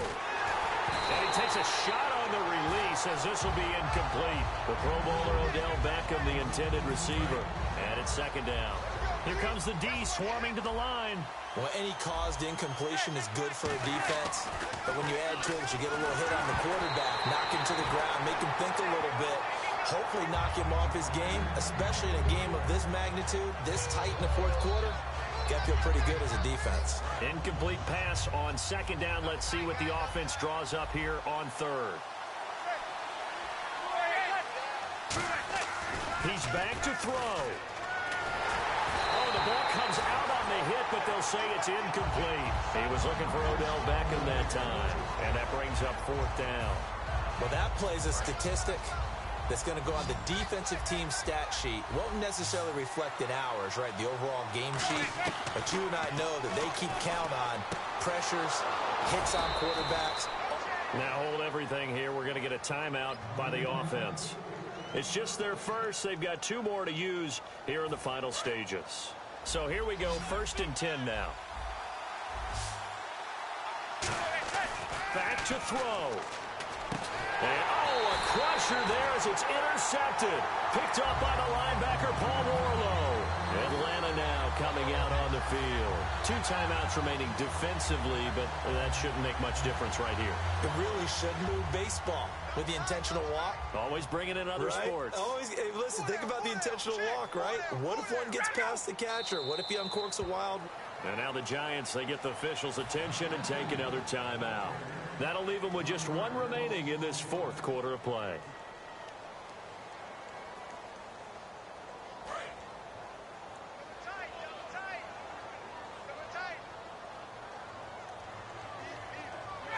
The Falcons in victory formation as they take a knee. Now hang on here. Timeout called by the defense.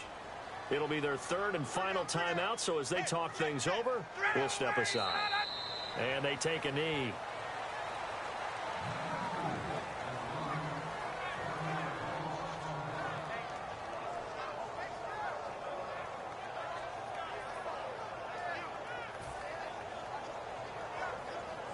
Here's Matt Bosher now. And surprisingly, this is the first punt of the game for either team. Well, I know at points in this when you wanted to close your eyes because of all the points that were being put on the scoreboard. Your defense.